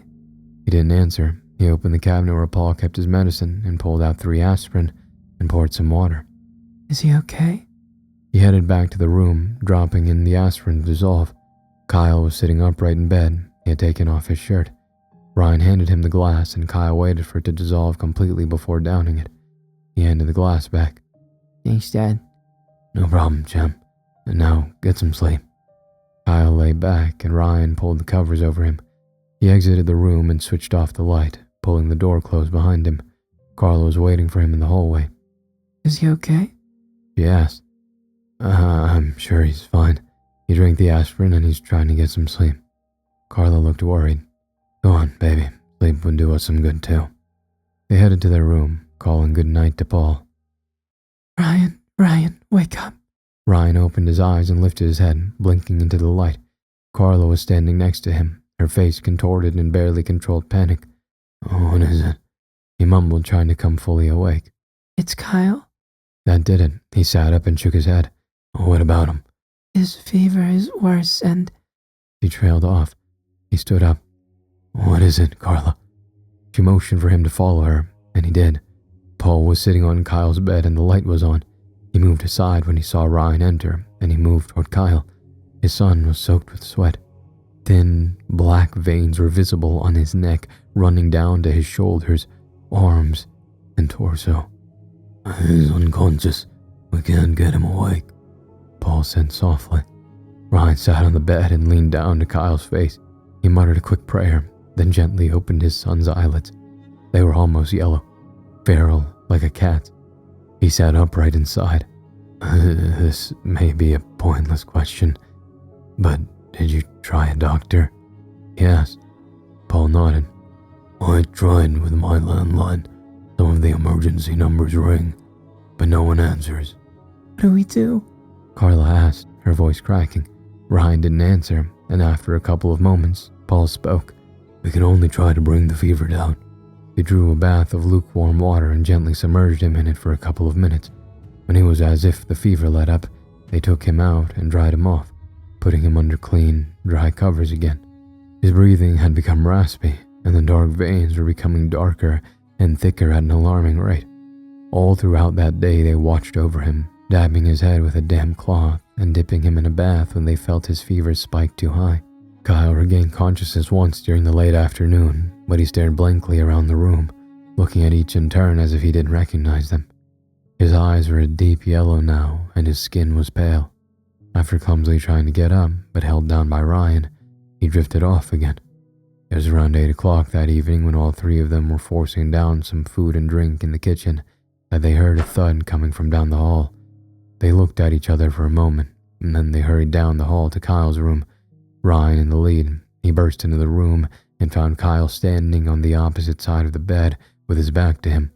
A moment of relief burst through him, but then he noted how still his son stood, and he was replaced by dread. "Kyle, Jim," Ryan ventured, taking a step into the room. Kyle's head snapped around and Ryan recoiled. His face was contorted in anger and what Ryan thought was hate. His eyes were a deep, wild yellow and his skin was gray, like ash. He noticed the black veins crisscross his body looked like they had multiplied and they were much darker and thicker. Kyle? Carla asked from behind Ryan, stepping into the room and around him. Kyle lunged. He took one step, planted his other foot on the bed and flew at Carla. Ryan grabbed her by the waist instinctively and shoved her aside, and Kyle tackled him to the ground. He shot his hands up and grabbed Kyle by the chin to keep his mouth away from his face, the image of the bite mark on the dead man's cheek flashing through his mind. Kyle, what are you doing? Carla shrieked hysterically, but he paid her no mind. His teeth was gnashing as he tried to bite his father, saliva dripping from his mouth like a rabid dog. His arms flailed around him as if he was unsure what to do with them, but a moment later he started hitting his father, landing fists and open palms against Ryan's face and neck. A moment later, Kyle floated into the air off of Ryan, flailing and screaming like a maddened ape. Paul had grabbed him by the waist and had lifted him off, but Kyle fought and resisted with such ferocity that he was battling to keep hold. Ryan jumped to his feet. He stole a glance at Carla to make sure she was all right. "Get out of the room," he yelled, but didn't wait to see if she'd comply. He started forward to try and assist Paul, but Kyle's elbow connected Paul's temple, causing a loud thud. Paul staggered back 2 steps and then Kyle was free. As soon as he hit the ground, he lunged at Ryan again, but this time Ryan was a little more prepared. He quickly moved low and to the side as his son attacked, and Kyle missed, landing harmlessly a few feet from the door. At first, Ryan thought he would turn and attack again, but Kyle's attention was drawn to Carla standing by the door, looking indecisive about staying or going. Kyle flung himself forward with a high-pitched scream and Carla's eyes widened. "Run!" Ryan yelled and Carla hesitated for an instant longer before taking off down the hall. Kyle followed and Ryan took off after him. As he rushed to the door of the room, he heard Paul follow. "Carla, get to the garage," Ryan yelled. The garage had a thick, sturdy door and he was sure that if she could get through it, she would be safe. He saw Kyle ahead of him, running hunched over. He was extremely quick and he was gaining on Carla. She wouldn't make it. "Carla, left," he screamed, hoping she would understand that meant for her to duck into the kitchen. She had always mixed up her rights and lefts. When she gave directions to him in the car, she would say, "Turn at the next one on my side or your side." He found it endearing and it was one of the many things he loved about her. So when he said left, she went right into the living room. The kitchen had a narrow doorway and he had hoped Kyle would miss the exit, so to speak, and she would have had a few extra moments, but it was not to be. The living room was a large, open space with comfortable couches and a large glass coffee table. She ran around the couch and was out of his sight as the wall obscured his view. Kyle hardly slowed down. He changed direction and slammed his leg into the couch, causing him to fly forward, right into the coffee table. It shattered with a resounding crash. Ryan winced as Kyle went stumbling over the ground and broken glass, but Kyle had hardly come to a stop before he was up again, looking around wildly. "Kyle," Ryan said, having come to a stop a few feet away. Kyle whipped around to face him, and Ryan saw glass shards protruding from his arms and torso. A large piece had impaled his cheek, and Ryan gasped, but it seemed as if Kyle hardly noticed, even as the blood streamed down his face. Ryan was about to speak again when Kyle opened his mouth and let loose a blood-curdling shriek. The hair on Ryan's arm stood on end, and he took a step back involuntarily. Kyle lunged at him once more, and Ryan had a moment to think, well, shit, before his son tackled him to the ground for the second time that night. This time, he was too late to get his hands up, and Kyle sunk his teeth into his shoulder. Ryan screamed in pain, and with all his strength he bucked and shoved, and Kyle went flying. He fell against the couch, his head cracking against the wooden leg of the sofa, but it did not seem to slow him down. He was up in a flash and was poised to lunge at Ryan again when his sofa cushion struck him in the face. Kyle blinked and turned to look at Carla, standing on the opposite side of the living room in front of an open door. Before Ryan could say or do anything, Kyle charged his mother, but at the last second she fell down onto her stomach and he stumbled over her and through the open door. She quickly jumped up and pulled the large glass door shut and locked it. She retreated deeper into the house as Kyle turned and ran at her, slamming into the glass door, causing it to shake in its frame. Paul came to a stop next to Ryan, a pistol in his hands. Ryan looked at the pistol and then at Paul questioningly, but he avoided his gaze. Carla had reached Ryan's side, and standing in line, they watched Kyle's insanity. He kept running into the door headfirst until fresh blood gushed from his forehead. Every time he struck the door, he gave a shrill cry, almost as if in frustration. "What do we do?" Carla whimpered. They stood in horrified silence, watching their son and grandson continuously run headfirst into a glass door. Paul was the one who noticed the cracks first. "The door's not gonna hold," he said quietly. Ryan noticed the hairline cracks appearing around the impact zone. Frankly, he was surprised the door hadn't broken yet. "Load the car," Ryan said. Paul and Carla both looked at him, but said nothing. "We have to get him help. We have to find the doctor or someone." He could hear the whine in his own voice, but he was powerless to do anything about it. "A doctor? Haven't you been paying attention to the news? No one knows what's going on, or why this is happening, or how to stop it. A doctor won't help," Paul countered, actually sounding a bit angry. "I don't care. We need to get him to a doctor. Maybe a doctor can do something, anything." Paul sighed audibly. How do you want to get him to a doctor? The streets are insane. You saw what is happening out there, and even if you get to a hospital or clinic, there's no guarantee anyone will be there. And that's assuming we can somehow get him in the car in the first place." Ryan rounded on him, rage and grief boiling beneath the surface. His voice had taken on an ominous buzz. "What do you want me to say? What do you want me to do? Do you want me to abandon him? Do you want me to kill him? What? Tell me." Paul looked down. "He's not your son anymore," he said quietly. All the fight went out of Ryan, and his shoulders sagged. The door cracked audibly as Kyle ran into it again. Kyle suddenly looked to his right toward the gate, as if something there had grabbed his attention. Shrieking again, he ran out of sight. Moments later, an alarm screamed shrilly through the quiet house. "It's the perimeter alarm. He must have set it off," Paul said. They moved toward a window looking out at the gate, and they saw Kyle pausing. He turned back to the house, the alarm obviously recalling his attention back from what had drawn him first. A moment later, Ryan thought he saw the large front gate shutter. Paul moved off to silence the alarm, and a few seconds later, it was quiet again. Ryan kept his eyes on the gate, even as Kyle slammed into a different door, trying to gain entry into the house. The gate shuttered again, and with the alarm now silent, Ryan could this time hear that something had slammed into it. "What was that?" Carla asked softly. No one answered. Another thud, and then another. The frequency increased until a constant banging rattled the large gate. A moment later, they saw what looked like a teen boy climbing over the gate, the spikes and electric fence having seemingly no effect. He tumbled over the gate, landing on his back. He tried to get up, but his legs appeared to have stopped working. As they watched, they saw the gate swaying ominously, the rail holding it at the top, severely bent. "Load the car," Paul said. "Take only the most important stuff you can think of. We have to get out of here." No one moved for a second until they saw two more clambering over the gate, this time landing on their feet and sprinting at the house. Carla and Paul moved off toward the kitchen, but Ryan lingered at the window a moment longer.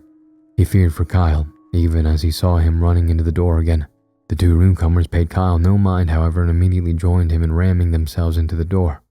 Ryan swallowed, looked down, and then moved off. He firstly grabbed his rifle and ammunition, and then his hiking pack. It was filled with emergency supplies and food, and he jammed his ammunition inside. Carla and Paul had already loaded several items into Paul's Audi Q7, and Ryan back and forth a couple of times. Loading more food and water, Ryan was about to ask Paul about his weapons when they heard the front gate crash down. "Come on, we have to go," Paul cried as he tossed in a final bag filled with food. As Carla clambered in the back seat, they heard the front door shatter. Ryan quickly shut the door connecting to the house and got into the passenger side. "What about Kyle?" Carla asked from the back seat, and Paul looked at Ryan. "We have to leave him," Paul said softly. Ryan somehow knew he was right, that Kyle was no longer his son, that whatever he had become could not be reasoned or bargained with, but it was almost impossible to accept, to know for sure that he couldn't be helped. He wanted to run into the house, he wanted to find his son, to hug him and to comfort him, to take him away with them and to promise him everything was going to be okay, but that wasn't going to happen. He knew it in his heart. "We can't just leave him here," Carla said, her voice rising. "What do you want to do, Butterball?" Paul asked gently. "You saw them. We can't go after him, they'd rip us apart. We wouldn't stand a chance." "But that's my son. Do you just expect me to leave him here?" "We don't have a choice," Paul replied. Ryan had been silent. "Ryan, can't just leave him here."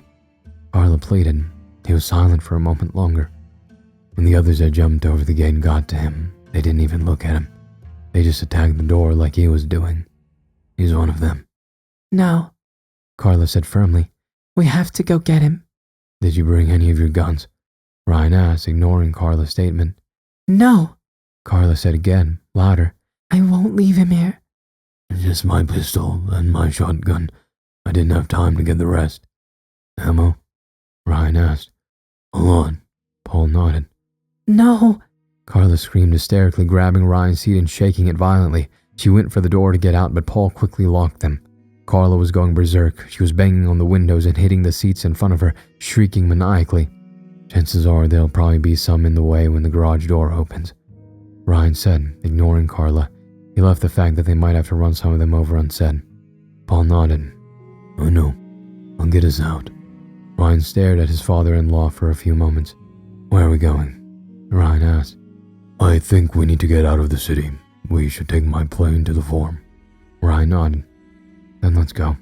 Paul started the SUV and pressed a button hanging from his keychain.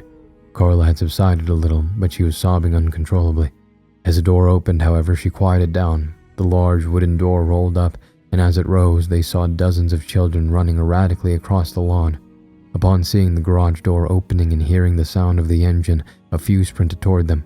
Paul put the SUV in gear and started forward slowly, looking at the front door of his house as they moved. The children's attention inside the house was drawn to the moving vehicle, and they came charging out. "There's too many, we need to go," Ryan urged, but Paul did not increase his speed. Two of the children came running from the front door, hunched over. It looks like they were trying not to be seen, as if they were lurking, Ryan thought randomly. Two of the children slammed into the SUV, banging on the doors and windows. "Go, for fuck's sake!" Ryan yelled, but still Paul crept along. Kyle jumped onto the hood of the car and Carla screamed. Blood from his many cuts and wounds splattered onto the windscreen, and he screamed crazily before slamming his head into the window.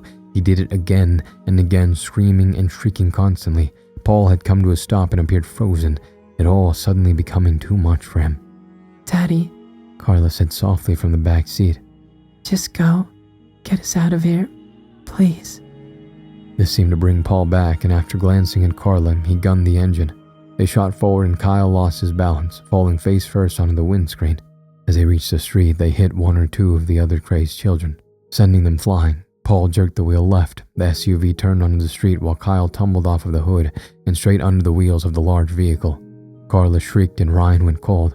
Paul's face had become as white as a sheet. Looking out the back window, Ryan could see Kyle lying on the road, unmoving. "Stop, we have to see if he's okay." Carla screamed, again trying to open the door. Neither Paul nor Ryan answered her, and Paul kept his foot flat on the pedal. Renquois PNR Airfield was a small airfield between Johannesburg and Pretoria. It was mainly used for training and for wealthy pilots to store their personal planes. Paul had bought his plane 10 years before and had stored it there ever since. Researching the airfield had been difficult, but easier than Ryan had expected. The city had been in chaos. Crazed children were everywhere. People were driving recklessly to try to escape, and time again, they had to swerve to avoid accidents and wreckage. They had first tried the highway, but it had been completely deadlocked. The most disturbing of this had been the children running between the stationary cars on the highway, attacking cars and breaking windows trying to get to the people inside. Paul had quickly driven over a low embankment to get to a secondary road, and although the going was slow, they had at least been going. 2 hours and many U-turns because of dead ends later, they had reached the airfield. It was located in a fairly empty area, with almost no businesses or houses close by. Paul had parked beneath a large tree, some distance from the gate, and using Ryan's binoculars, they had scouted out the airport. There had been some movement, but Ryan couldn't see who or what it was. After waiting for half an hour, they had decided to attempt the escape. "I haven't flown in a while," Paul said as they approached the gate. "We'll have to do all the pre-flight checks before we can go." "Okay," Ryan replied. "You do that while Carla loads the supplies. I'll make sure no one bothers us." Paul nodded, but Carla had no reaction. She was slumped in her seat, her head resting against the window, a vacant expression on her face. The gate was closed but unlocked, and Ryan quickly pushed it open and closed it again after Paul drove through. The security booth was empty, and Ryan saw no one else, except for a few cars and what looked like a small school bus. Ryan swallowed hard at the sight of the bus, but he saw no movement. The small hangar where Paul's plane was stored was one of the last in the row, but it was close to the runway. Pulling up outside the hangar, Paul quickly went inside after unlocking the door. Ryan opened the back door and looked at Carla. "Baby, we have to go. We have to get out of here." He looked at him blankly, but didn't respond. Ryan opened his mouth to speak again when his phone rang. He at first didn't register what the sound was, having already become so used to the fact that cell phones hadn't worked over the last few days. He pulled it from his pocket, a habit of putting it there even when it hadn't been working, and saw that it was his brother, Matt. "Hello?" he said uncertainly. "Ryan, thank God. I've been trying to get a hold of you for 2 days. Matt sounded out of breath and scared. "Matt, what's going on? How did you get through?" he asked, concerned. I don't know. Maybe fewer people are trying to call as things go from bad to fucking terrible. I don't know, but I need your help. "Where are you?" I'm at the Protea Hotel in Centurion. A couple of hours after I spoke to you, somebody tossed a petrol bomb through our window. I got everyone out safe and sound and headed to the hotel, but now we're trapped. I went down this morning to get the car ready so we could get out of here, but somebody stole it. We can't leave on foot." Ryan grunted in agreement. Matt had 2 young children, one hardly even a toddler. Ryan thought for a moment. He looked at Carla, still staring blankly past him. He turned and walked out of earshot of Carla. "Ryan, are you there?" Matt asked. "I'm here. Okay. I'm going to get Carla and Paul in the plane and safely in the air, then I'll come for you. Say exactly where you are." Matt thanked him 100 times. He gave him his room number and then hung up. He walked back to the car just as Paul exited. "Okay, we'll be able to go in about half an hour," he said, then ducked inside and started opening the hangar doors. Ron was about to try to talk to Carla again when he heard a shriek behind him. He whirled around and saw a single teen running straight at them. "Carla, start loading the plane, now!" He yelled, and he was a little surprised to see her jump out and grab 2 bags and run to the plane. He quickly reached into the back and pulled out his rifle. Reaching into his pack, which he had made sure was easily accessible, took out 4 rounds and loaded his rifle. He raised the rifle and took aim. The teen about 40 meters away. He held his breath and put his finger on the trigger. Hesitating for a second more, he steeled himself and squeezed the trigger. As the teen fell, a thin, red mist hanging in the air, Carla exited the building again. She looked over at where the teen lay and then stared at Ryan. She said nothing, but only grabbed more parcels to take to the plane. Ryan ejected the spent cartridge, just as shrieks and screams erupted in the night air. He took his ammunition and clambered onto the roof of the Audi. He crouched down onto one knee and waited. About 200 meters away, a dozen children came tearing down the corner, bearing down on them. The youngest looked to be about Kyle's age, and something tugged at Ryan's heart. He took a deep breath and lifted the rifle. He got the closest one in his sights and held his breath and squeezed the trigger. Ejecting the cartridge, he aimed at the one behind the one he had dropped. Breathe in, hold, squeeze, eject. Breathe in, hold, squeeze, eject, reload, again. He found a disturbingly comfortable rhythm in the act of bringing down the crazed children, though some part of him still objected every time he pulled the trigger and one of them fell. Every time he squeezed the trigger, however, the objection became less pronounced.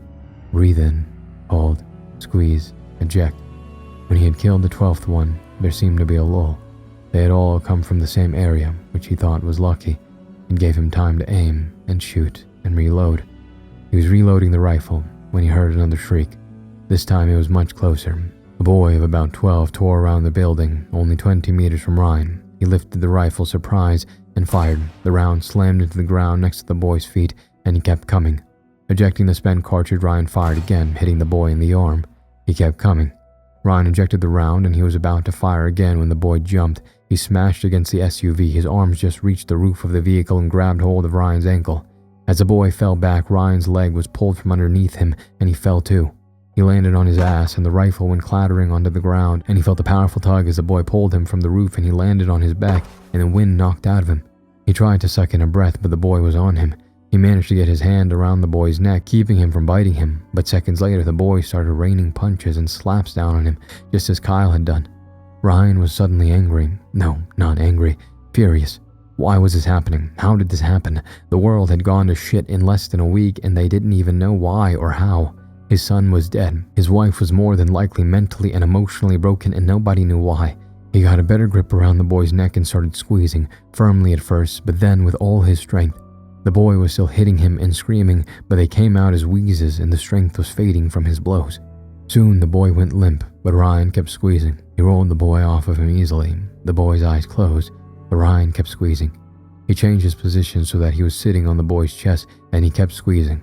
He tried to squeeze the fear and pain of the last couple of days out of the boy, the uncertainty, the grief. He squeezed until rough hands pulled him from the boy, and he found that he was sobbing.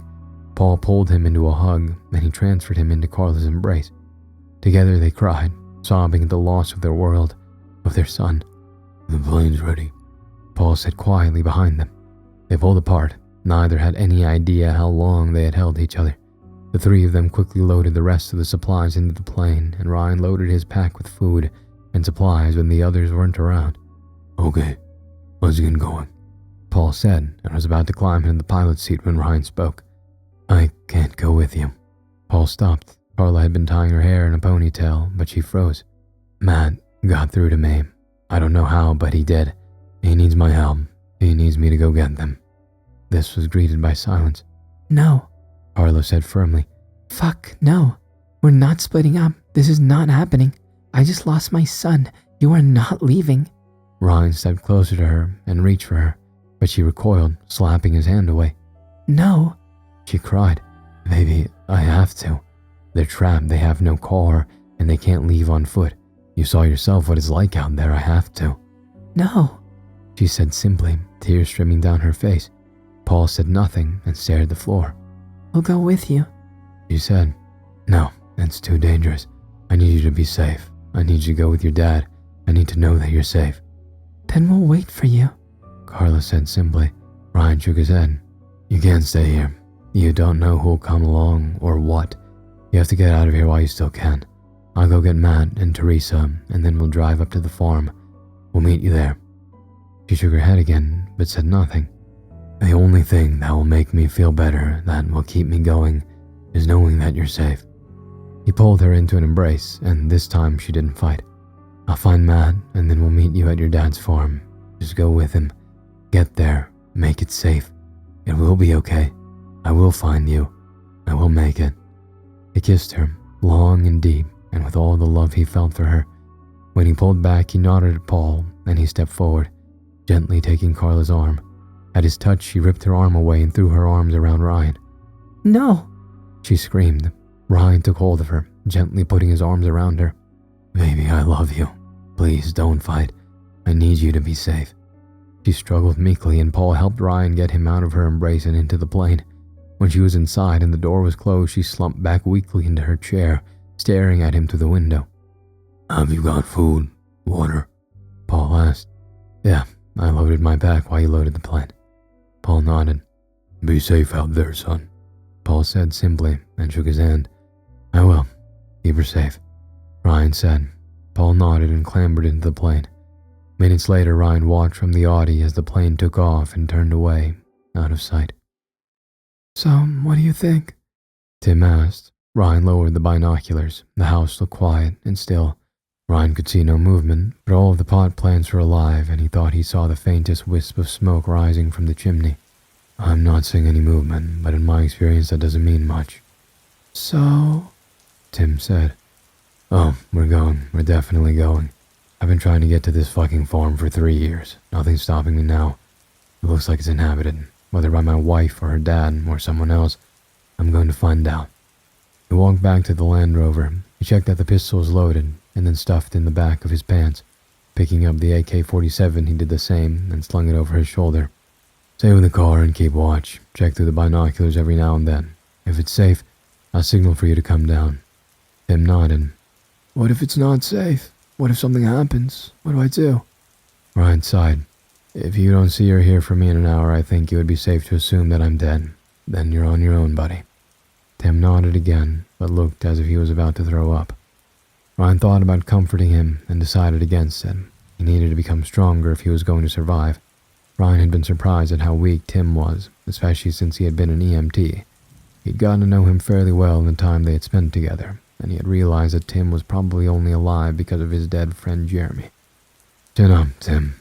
You'll figure it out. It was a dry, humorless smile. And if you don't, well, then it won't matter for long.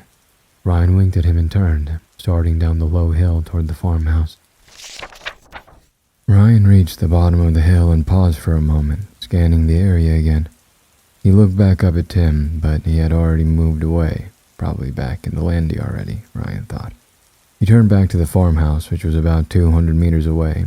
He started forward, gripping the assault rifle tightly. He was nervous and afraid. He was afraid of what he would find, or of what he wouldn't.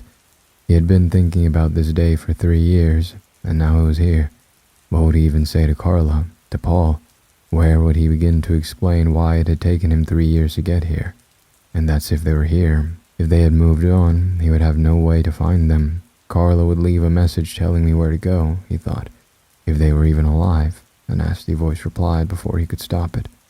Ryan picked up the pace, the anticipation of what he would find almost too much to bear. He moved cautiously, but quickly. He didn't try too hard to conceal himself.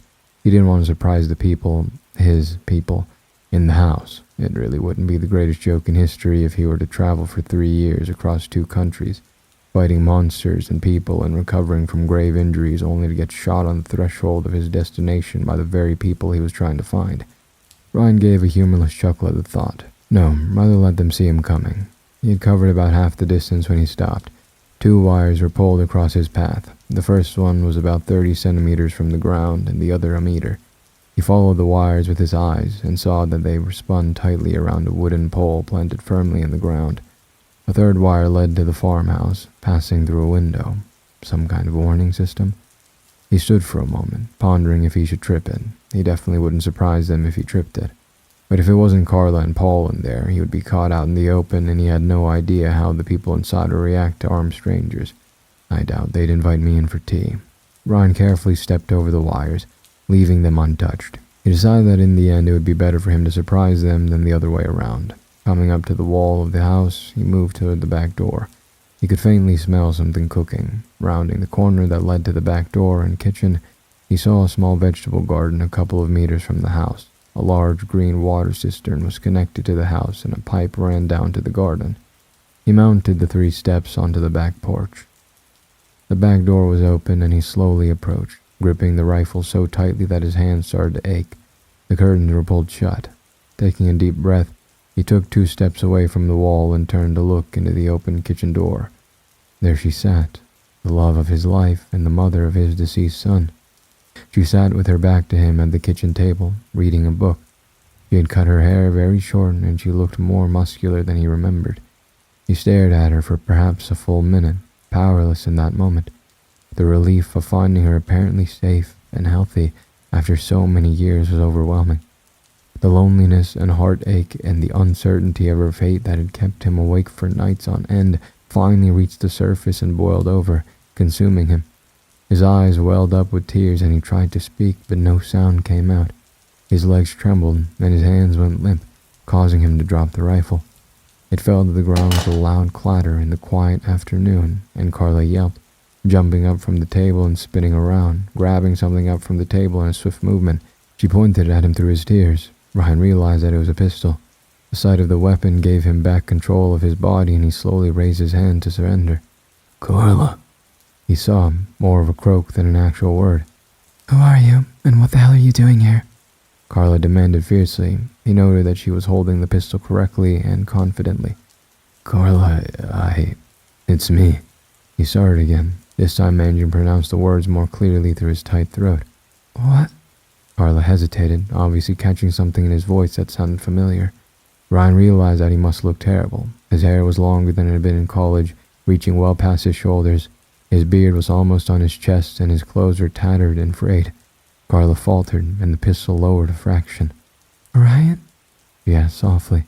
"Yeah, babe, it's me," he replied softly, taking a step forward. Carla's eyes welled up, and she lowered the pistol, letting it fall to the floor.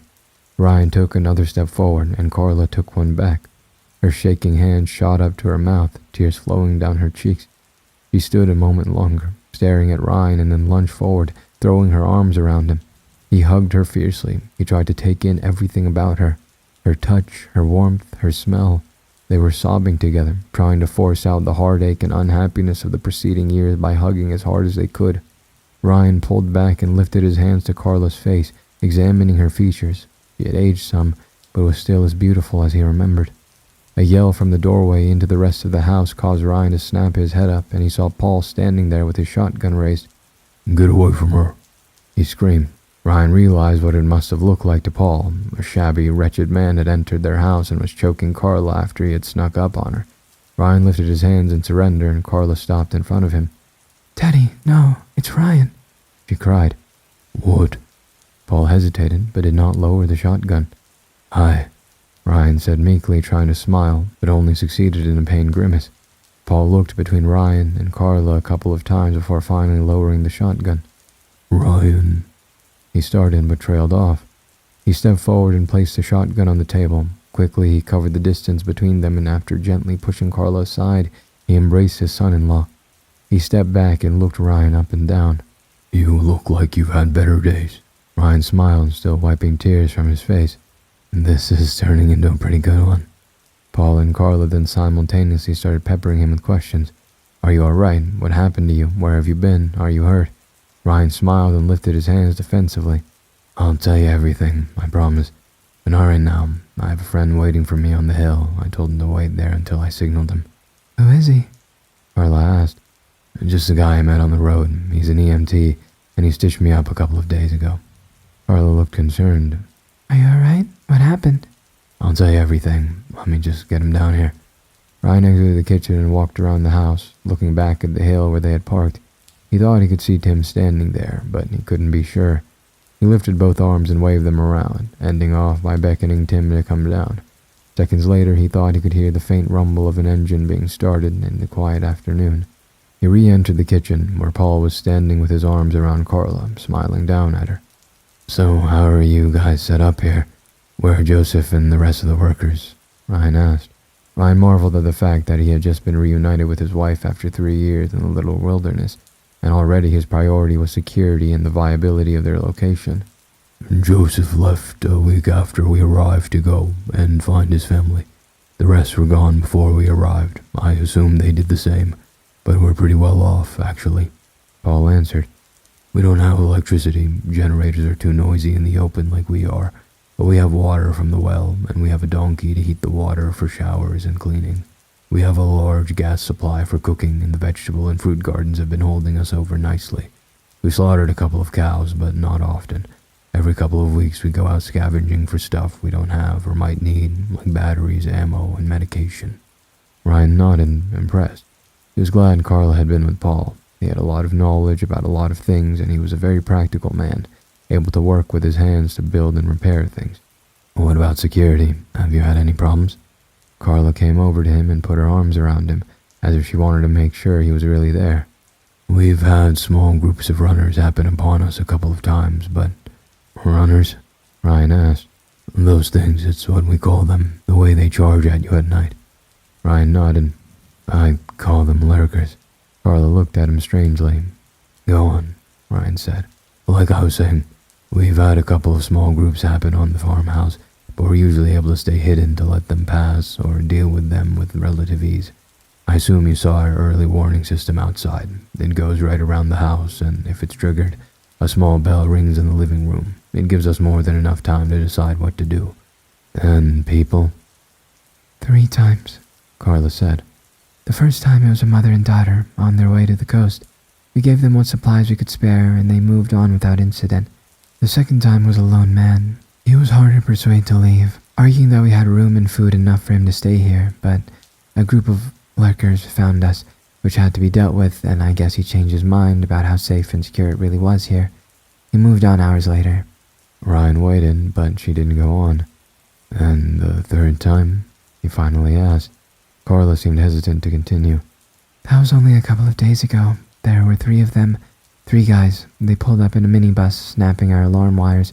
We only managed to fix them yesterday. They demanded food and water, and the older one, let's just say I didn't like the way he was looking at me. I think they thought we were unarmed, but when they didn't leave, we were forced to pull our guns on them. They only had the 1 pistol and a large hunting rifle, and they got back in their van and left. They were furious, cursing and screaming. They said they would be back. I don't know if it was an empty threat or if they meant it. I kinda got the feeling that they meant it. Ryan flashed back to Darren and his people looking for him in Carsberg, and to the moment he put him down. I would take it as a serious threat, Ryan said. All that matters is surviving, and most people will do anything to stay alive. Paul looked at Ryan keenly, as if he was trying to read through the lines on what Ryan had said. Carla only nodded. They heard a vehicle approaching and they went outside to wait for Tim. Paul went over to the road leading up to the house and disconnected the tripwires. After Tim had pressed over them, he quickly connected them up again. Ryan could hear the faint jingle of the bell coming from inside the house. Tim pulled up close to the house, but turned the truck around so that the nose of the Land Rover was pointing away from the house before parking and switching off, just as Ryan had taught him. Ryan introduced everyone to each other, and they offloaded most of their supplies from the truck, save a few bottles of water and a few parcels of food in case they needed to make a hasty getaway. Are you guys hungry? Carla asked. I'm making biltong patji, and it's almost ready. Ryan started salivating. He had lived off mostly canned food the last year, with anything different or substantial few and far between. That would be amazing. Ryan smiled and actually licked his lips. Great, Carla smiled back. But first, you're going to get in the shower, and then I'm going to cut your hair and beard. Ryan absently touched a hand to his beard and then ran the other through his long, grimy hair. I've kinda gotten used to it, he mumbled. Now, they're coming off. Ryan smiled again. Tim, the bathroom is down the hall to the right. Ryan can use the main bedroom shower. There are some clothes in the bedroom across from it in the closet. You can take that room. Tim thanked her and ambled down the hall. Come on, she said to Ryan and took his hand. She led him down the hall into the master bedroom and then the adjoining bathroom. Closing the door, she turned on the shower, and as soon as steam was rising around them, slowly she took off his jacket and then his shirt, and she recoiled when he saw the many, many scars all across his body and arms. She lightly ran her hands over them, one by one. The latest wound still had stitches in it. Her eyes filled with tears again, and she looked into his eyes. My God, Ryan, what the hell have you been through? What did you have to do to get here? She pleaded. Ryan took her in his arms again and laid her head on his shoulder. It doesn't matter. I'm here now. He pulled away and he took off his boots and pants and clambered into the scalding hot shower. He closed his eyes and let the water wash away the dirt, the grime, and some of the guilt. The guilt of what he had done to be able to reach Carla seemed lessened by the fact that he had found her, that it hadn't been for nothing. Suddenly he felt her arms around him, and he realized that she had stripped down and joined him. He turned and looked down into her eyes, still filled with tears, but he thought that this time they were tears of joy. God, I've missed you, he whispered and kissed her. After an exquisite early dinner of beef biltong patje and fruit, Paul took Ryan and Tim around the house, boarding and securing windows for the coming night. This was achieved by latching in a large wooden plank on the outside of the window and another on the inside. The planks were painted black and reinforced with a metal plate. A very thick black curtain hung in front of each window, and this helped to stop any light from escaping and drawing unwanted attention. He showed them what he called the bird's nest, a small room which was really no more than a platform with a roof on it. He had built it on top of the roof of the house, which was accessible through a small trapdoor in the attic. Here they had a 360-degree view of the surroundings, and it was perfect to keep watch or to pick off lurkers from a distance with Paul's powerful hunting rifle. His rifle never left the farm and had come in handy over the previous years. Paul had also installed a crude tunnel that led from the master bedroom into a small shed about 40 meters from the house, right next to the garage where the vehicles were parked. He had extra weapons and supplies stockpiled in there in case they ever needed to get away quickly. After the tour, they joined Carla in the living room around a single lantern as darkness descended. Ryan sat down next to her, and he gladly took the cup of coffee she offered him. She ran her hand across his clean-shaven face and ruffled his newly trimmed hair. "You look like a schoolboy again," she said and smiled. "So, Ryan, I think you're relatively settled in. You're clean and fed and comfortable. Why don't you tell us where you've been the last 3 years?" Paul said. He said it with a smile, and Ryan could tell he was trying to come across as light and friendly, but he thought he caught something in the tone which sounded an awful lot like anger. "Dad," Carla started. "What? Don't you want to know what happened? What could have kept him from getting to you for 3 years?" Now all pretense was gone. Paul was scowling and his tone was bitter. She opened her mouth to reply, but Ryan interrupted. "After you took off, I headed for Centurion." Ryan started. "I wanted to get to Matt as soon as I could and then follow you guys. Getting there wasn't easy. Roads were gridlocked and people were panicking. I had to take several detours and I did a large stint off-road. A couple of times the car got swarmed by people begging for a ride. They were desperate. They jumped under the hood and the roof. Each time I managed to shake them off by gunning it. I'm sorry to say that I'm sure I caused quite a few injuries with that car." Ryan looked into his cup and Carla squeezed his arm. "I only got to Centurion 2 days after you had taken off. That's how bad it was. 40 kilometers took me 2 days. By then the phones had stopped working again. Once I got into the city, things got a little better traffic-wise. Most people were fleeing the city, so most of the traffic was heading the other way. But the lurkers were more concentrated and it was difficult avoiding them. I found the hotel where they were staying and parked the car in the underground basement. It was deserted. Not a single vehicle remained. I guess all the staff had fled and most guests would probably have either left or not have access to vehicles." Ryan drained his cup and took a deep breath. "They were staying on the 4th floor. I didn't come across a single lurker in the hotel. I guess not many children were there when things blew up, and before I knew it, I was in front of their room. I knocked and knocked, but there was no answer. I was about to kick down the door when the door of the neighboring room opened and Matt poked his head out. He was overjoyed to see me and started sobbing, hugging me like crazy. 'Where are Teresa and the kids?' I asked, and he looked down at his shoes. I don't know if it was guilt or shame, but there was something in his face that I didn't like. 'Where are they, Matt?' I asked with a little more force. He nodded to the room I'd knocked on first, but he didn't say anything. Without a word, he had held out the key to the door, and I quickly unlocked the room." Ryan shuddered and asked Carla for another cup of coffee with his eyes. When she returned with a fresh cup, he continued, "You have to understand that I only did what I did because I saw no other choice. Matt had lost his mind." His eyes swam and they looked into Carla's, pleading for understanding. "In the room, Teresa sat on a single chair in the middle of the room. She was tied to it with a curtain rope and her mouth was taped shut. Her face was wet with tears, and when she saw me, she started squirming and tried to scream. The beds had been moved away and stacked against the wall.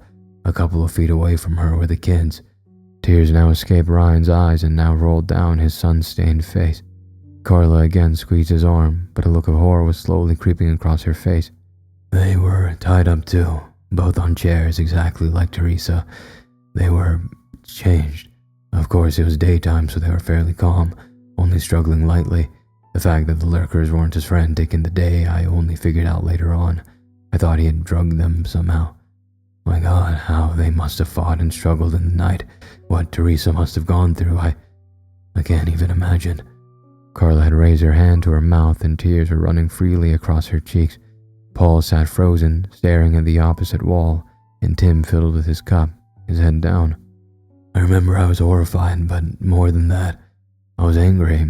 I rounded on Matt, screamed at him, asked him what the fuck he was doing. Teresa wanted us to leave them, man. I couldn't leave my children. I had to keep them safe, keep them from hurting us or themselves until they could be cured. I was afraid Teresa would leave. I had to do something. But even as he spoke, I could hear that he had cracked, that what he was saying wasn't even making sense to him, much less me. But Matt ran in front of me and blocked my way. You can't, Ryan. If you untie her, she'll leave, and then I'll have nothing. Something in his eyes scared me. It was desperation, yes, but also something else. Maybe that's what an animal that's backed into a corner looks like. But all I knew was that I was suddenly afraid of him, of what he would be willing to do to keep, at least in his mind, his family together. Ryan drained his second cup and sat silently for a while, putting his thoughts in order. I wasn't sure what to do, but I was still more angry than afraid. So I lifted my rifle just a bit to try and scare Matt out of the way, but it had the opposite reaction. He lunged at me. I don't know how it had escalated so quickly, but the fact is he surprised me. He grabbed the rifle and we went down, but a shot went off. He rolled off me and had managed to wrestle the rifle out of my hands. We heard a strange gurgling sound and looked around. The shot had hit Vanessa in the face. Half her face was gone, and her one eye. Ryan stopped again. I know it wasn't Vanessa anymore, not our Vanessa, but seeing that sweet girl like that, it made me angry all over again. Angry that all this had happened. Angry about Kyle, about having sent you away to try and help Matt and finding him like that. So while he was staring at his dying daughter, I lunged at him. I hit him and he fell, and I quickly scooped up the rifle. While he was still groggy, I untied Teresa, and she was immediately on Matt, attacking him with everything she had in her. She was absolutely hysterical and screaming and clawing like a crazy person. She kept screaming, "How could you do this to me? They're not our daughters anymore. They're gone. Can't you see that?" I was about to try and pull her off him when Matt pushed her back. He'd regained enough of his wits and was on his feet in a flash. Before I knew what was happening, he was stabbing her. I don't know where the knife came from. I couldn't remember seeing him with it. But by then, it didn't matter. He was screaming like one of them. By the time I stepped forward and hit him with the butt of the gun, he had stabbed her just so many times. There was blood everywhere. Ryan's voice broke here, and Carla stifled a sob. They had all faced unimaginable horrors and seen cruel and terrifying things happen to people. But these had been people they had known, and for so long, they hadn't known what happened to them. Ryan had often wondered if it would have been better to not know the truth. She bled out very quickly. She couldn't even manage a final word. When I turned to look at Matt, he was already getting to his feet. He looked at me as if he didn't really see me. I had to, Ryan. She was going to abandon my girls, hurt them. I couldn't let her do that. I couldn't believe what had happened. I was furious. I couldn't get over what he had done to his wife, the woman he loved, the woman he was supposed to protect. I'd sent you away, Carla, so that I could help him protect his family, his wife, and he killed her. Ryan paused and took another deep breath. So, I shot him. Carla gasped. Paul looked at Ryan for the first time and Tim's head jerked up. I lifted my rifle and I shot him point blank in the chest. I didn't even let him speak again. Ryan's head sank into his chest and he started crying. Suddenly it was all too much. It was the first time he had told anyone about what had happened when he had found Matt. I murdered my own brother, he sobbed, and now he was unable to speak. Carla pulled him into an embrace, tears streaming down her face. Ryan tried to speak. He wanted to explain himself, somehow. He wanted the people in that room to know that he wasn't a monster, but no words would come. He could find no words that could explain or justify what he had done, and what about everything that came after that? Frank, Luke, Helena, Janie, had they all deserved to die? Had all their deaths been necessary? Had they all needed to die for him to accomplish his goal? Ryan didn't think so. Not really. Had he, in the time between the hotel and his arrival in the farm, become a cold-blooded killer? Someone who could kill without prejudice or restraint? No. He only ever did what he had to stay alive, to survive, to get back to Carla. You sure about that, buddy? What did you do with Gabby? Carla asked softly. Ryan looked at her, struggling to form the words. I untied her and I ran. I fled from that hotel like the devil himself was behind me. I suppose on some level a part of me wanted to kill her, to free her so that she didn't have to live like that. but I just couldn't. Not after Matt. I couldn't leave her tied up, and I couldn't kill her. So I ran. Ryan kept his eyes down, looking at his hands as he continued. He realized that they were really clean for the first time in a very long time. I got in the car and tore out of there. I just wanted to put as much distance between me and the hotel, but less than a kilometer away, I took one corner with too much speed. I lost control, flipped, and slammed into a lamppost. He looked up at Carla, and he thought he saw pity in her eyes. He knew she wanted to speak and to ask him questions, but he could see that she was willing herself to be quiet, to let him finally tell his story to someone, and he was thankful for that. I managed to drag myself out of the wreck. I had sprained my ankle badly, cracked some ribs, and dislocated my shoulder, along with about 24 cuts and bruises. I was able to get my supplies out of the car, and I hobbled to a nearby bed and breakfast. There was a couple there, Frank and Tina. They hadn't fled, and after Tina saw me, she felt sorry for me, I guess. They agreed to take me in. Frank helped me pop my shoulder back in, and Tina wrapped up my ribs, cleaned my cuts, and did what she could for my ankle. But no matter how well I was doctored, I wasn't going anywhere for a while. All I could do was rest and heal. He looked at Paul and Carla in turn. Of course, I tried to call, I tried to text, I tried to email, I even tried to send a fax, but nothing worked. There was no way to let you know. Paul spoke for the first time.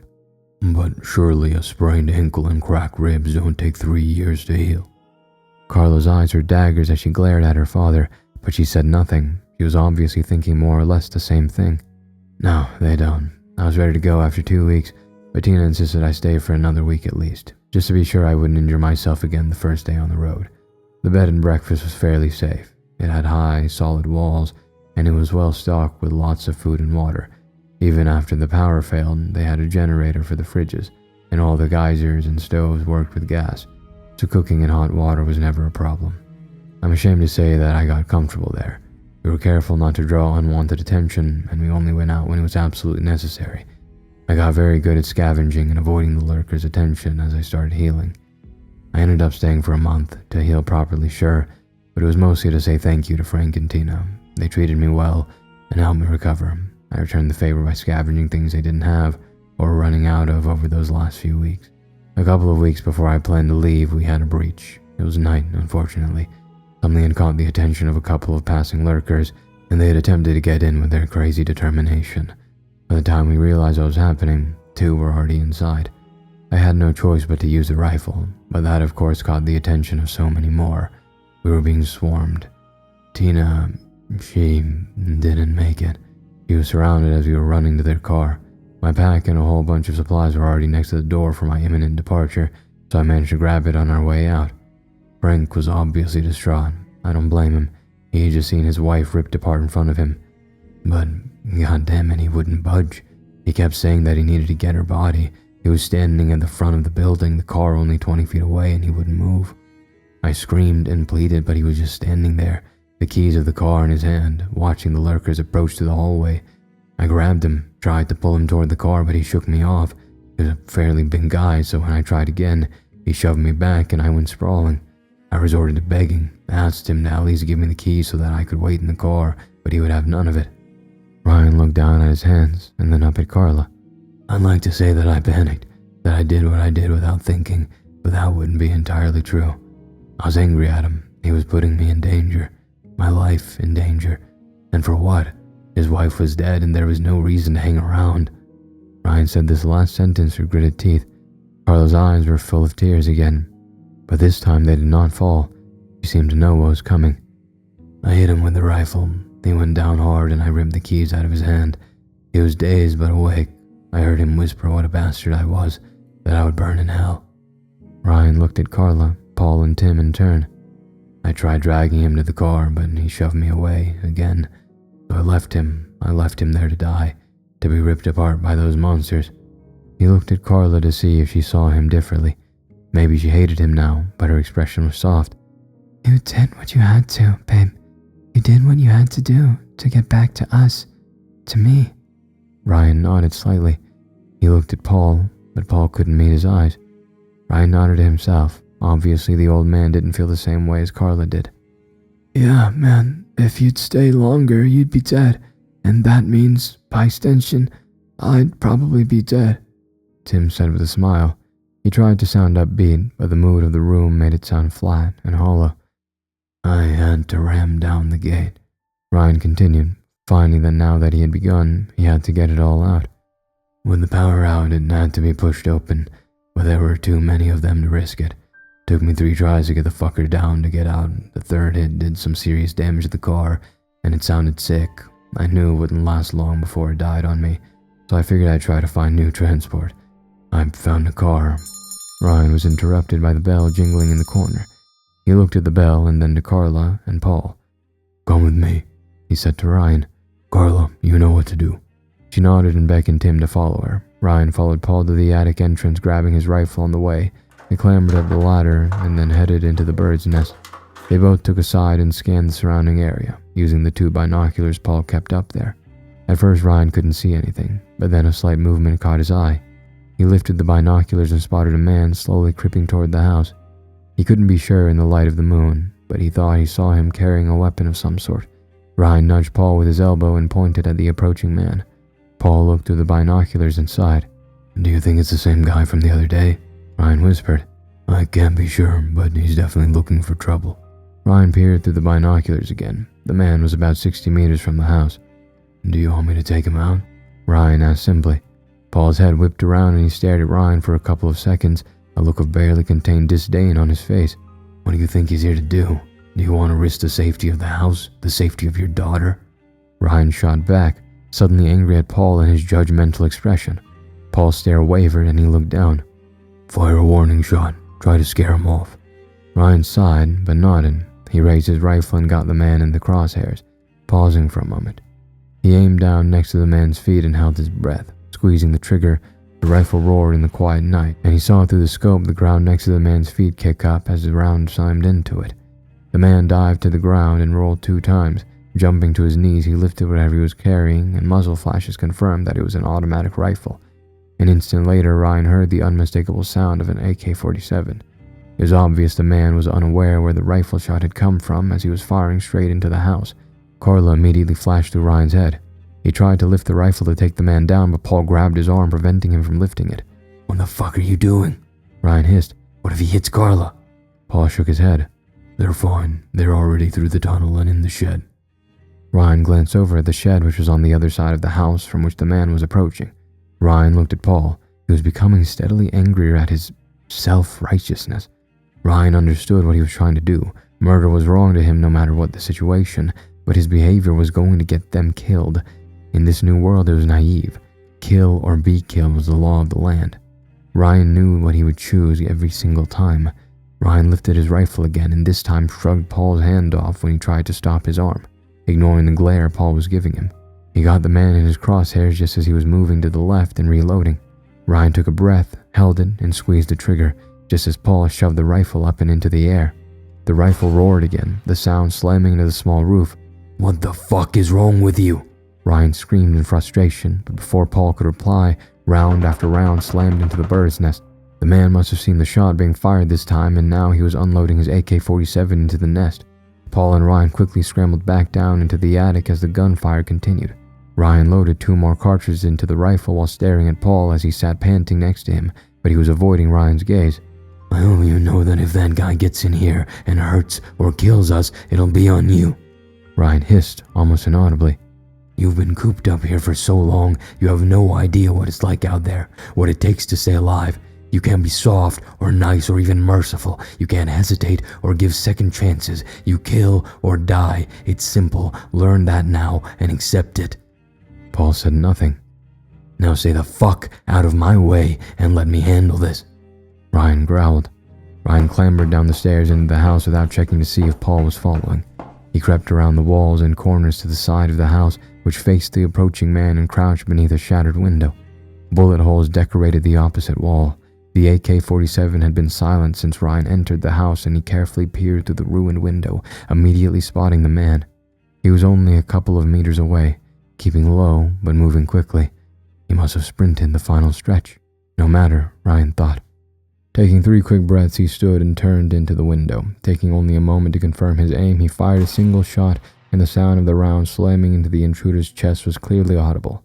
The man's eyes widened and his mouth formed a perfect O of surprise before he stumbled forward 2 more steps and dropped to the ground hard. He didn't move again. Ryan sighed and lowered his rifle. He headed to the front door and slowly exited the house, looking in all directions for any more attackers. He doubted the man would have assaulted the house on his own, but for the time being at least Ryan could see no one else. He cautiously approached the body of the man. He heard footsteps behind him and turned to see Paul exiting the house. Ryan kneeled next to the man. "Is this one of the guys from the other day?" Ryan asked without looking at Paul. "Yes, it's the youngest of the 3. Then I'm pretty sure he won't be alone. We have to make sure the property is secure. I'll go around this way and you." A high-pitched scream pierced the night sky. "Carla!" Ryan cried and was up and on the move in a flash. Paul was running behind him, but Ryan was quickly leaving him behind. Ryan was in peak physical condition, his long journey having hardened his body and sharpened his mind. Looks like I wasn't wrong when I said that staying here had made him soft, Ryan thought. He rounded the corner of the house and was bearing down on the shed. He could see flailing figures in the shadows of the shed, but he couldn't make out what was happening. Nearing the shed, the figures moved out of the shadows and he saw a man holding Carla around the neck with his one arm and a pistol in the other, pointed at something Ryan was still unable to see. As the man backed up, pulling Carla along, Tim emerged from the shadows, his own pistol pointed at the man. Ryan stopped and dropped to one knee, lifting the rifle. He got the man's head in his sights, but they were moving too much for him to get a clear shot. "Fuck!" He cried and he was up and running again. He reached the shed and came to a stop next to Tim. Paul was still some distance away. Carla was frightened, but she wasn't hysterical and she wasn't crying. The man holding her looked more panicked than she was, the hand holding the pistol shaking violently. Tim still had the pistol raised, but Ryan saw that the safety was still on and that he was shaking almost as much as the attacker. "God damn it, Tim. Let her go, please," Ryan said calmly. No way, man. I'll let her go. I'm dead," the man replied. He had a high-pitched voice that cracked on almost every syllable. "Look, if you let her go now, you just walk away. But if you keep this up, I'm definitely killing you before the end of the night." Ryan was trying to scare him. Ryan could see that this wasn't something that the young man had done before, and Ryan was hoping that he might abandon the whole thing if his fear got the better of him. The man's eyes widened and a small involuntary whimper escaped his lips. "So, what do you say? Do you want to die? Because right now there is no way you're getting out of this alive. But if you let her go, we let you go." He stopped retreating, obviously considering Ryan's offer. Do you just swear to let me go?" The man stuttered. "I do," Ryan replied. A couple of extra seconds went by and then the man released her. She ripped out of his grasp and ran forward to Ryan, only to stop suddenly a few feet away from him. She wore an expression of utter surprise, and as Ryan tried to understand what was happening, he heard a far-off pop of a large-caliber rifle, fired from a distance. Ryan flashed back to the image of Jeremy's face exploding and went cold. He looked down to see a dark, red stain spreading out from a single point in Carla's stomach. "No!" Ryan cried weakly as Carla stumbled. Ryan sprang forward and caught her, immediately dragging her inside the shed. Tim and Paul followed, keeping low. He laid her down gently, cradling her in his arms. "Baby, it's okay. You're gonna be okay," Ryan repeated over and over. Carla looked at him as he held her, her eyes slowly glossing over. "You found me," she whispered, her voice coarse and raspy. "I knew you would." "Of course I did," Ryan said, tears now streaming down his face. "I said I would, so I did." Carla smiled, her teeth red with blood. "At least we had one day together. It's more than I thought we would ever have again." Ryan couldn't answer. He didn't know what to say, so he only smiled, his tears dropping onto Carla's cheek. "Ryan," he whispered and then grimaced. "you have to forgive yourself. You did what you had to stay alive. You're still the man I love. You found me." Ryan felt her breathing slow and then stop. He was frozen, staring at her face but not believing what he saw there. Her eyes were still open, but there was no light in them. Her mouth hung lightly open, red teeth visible. The cold, crushing hand of grief gripped his heart, and it became difficult to breathe. His attempts at breathing had turned into desperate gasps, and his vision was slowly clouding over. It felt as if his heart was struggling to beat in the coldness, and for a moment he wanted to give in, to just let go and to escape this horrid world.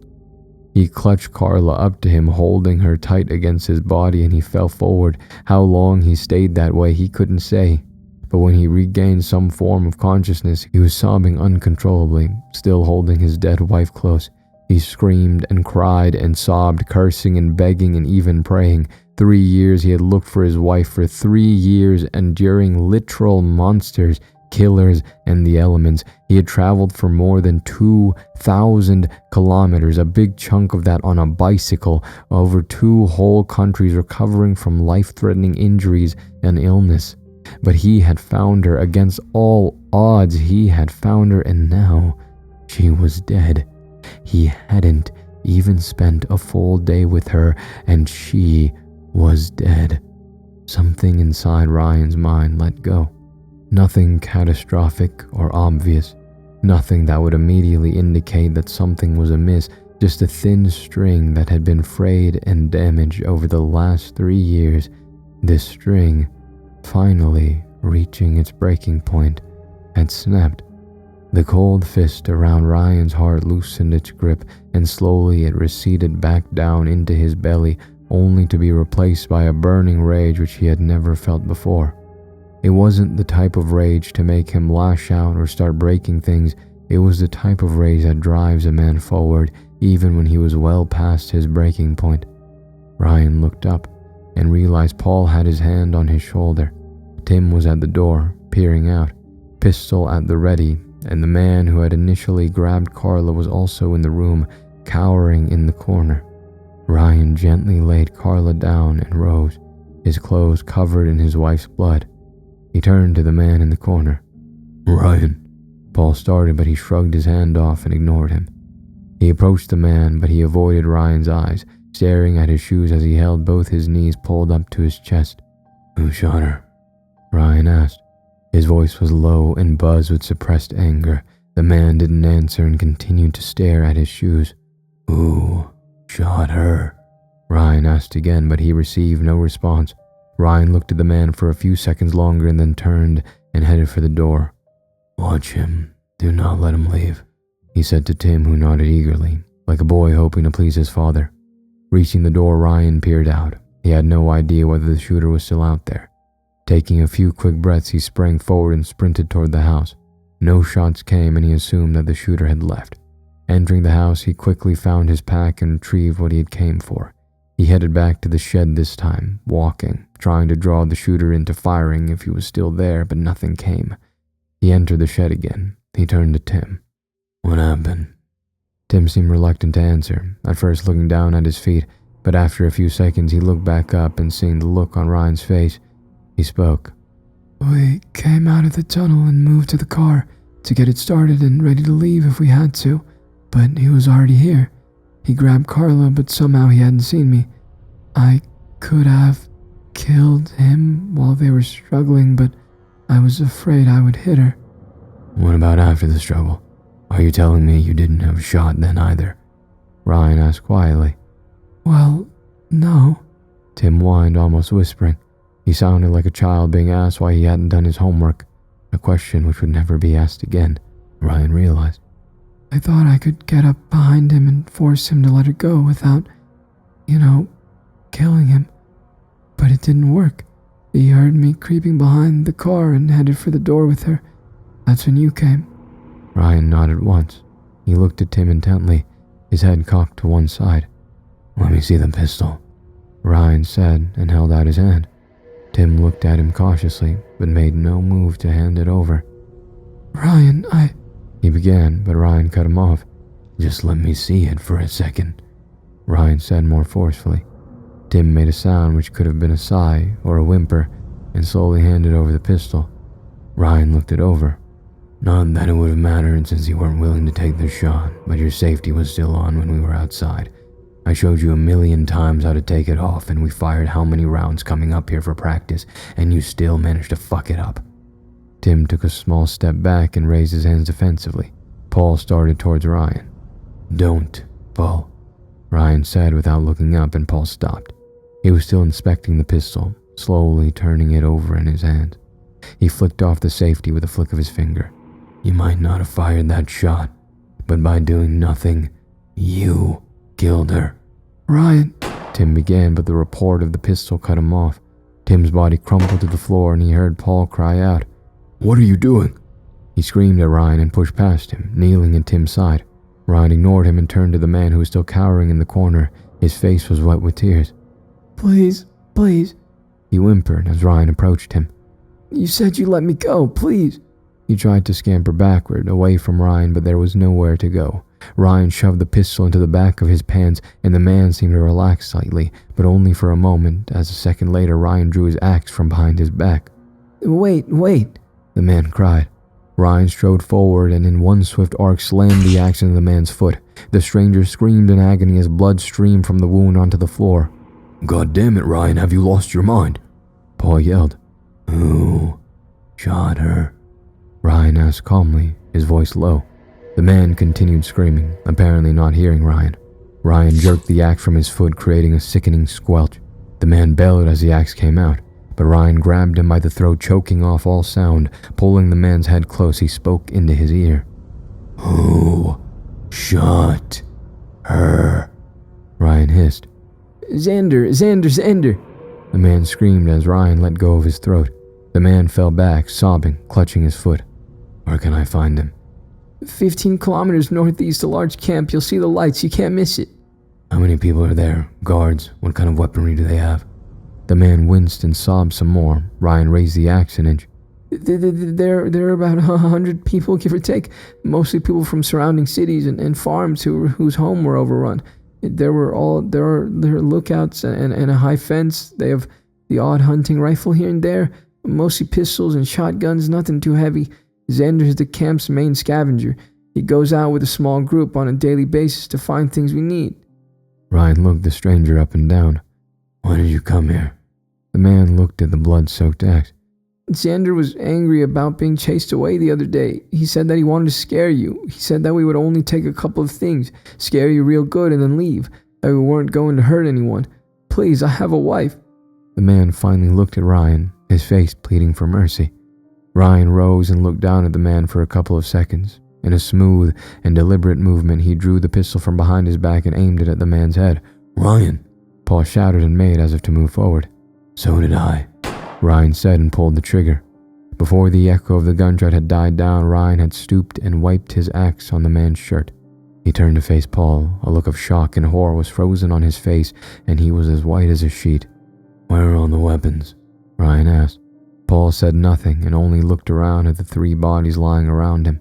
When his gaze fell upon Carla, his shoulders slumped. Maybe it hasn't completely sunk in that his daughter is gone, Ryan thought absently. It didn't matter. Ryan didn't have time for his grief now. "Paul," he said firmly, "where are all your weapons?" He nodded in the direction of something that had a tarp pulled over it. Ryan crossed the room and pulled off the tarp. It was an old wooden case, usually kept in homes to store all kinds of things such as books or old clothes. It had a small padlock on it, but with 2 savage hacks from his axe, Ryan had opened it. It was filled with weapons and ammunition. There was 1 M4 carbine and 6 different makes of pistol. Ammunition for all of them lined the case, and Ryan started unpacking the weapons. He checked each weapon thoroughly, making sure they were clean and in good working condition. "What are you going to do?" Paul asked quietly. He was kneeling next to Carla. Ryan had started filling the magazines of each weapon, as well as the spare magazines if there were. The M4 had 2 extra magazines, while only one of the pistols had an extra one. When he was finished, he pulled out a go bag that was also in the case, and packed all the weapons as well as the extra magazines and ammunition into the bag. "I'm going to kill Xander," Ryan said, as if it was the most obvious thing in the world and that Paul was being silly for even asking. "And you need an arsenal for that. You don't even know what he looks like, and it sounds like there are innocent people in this camp. How will you find him?"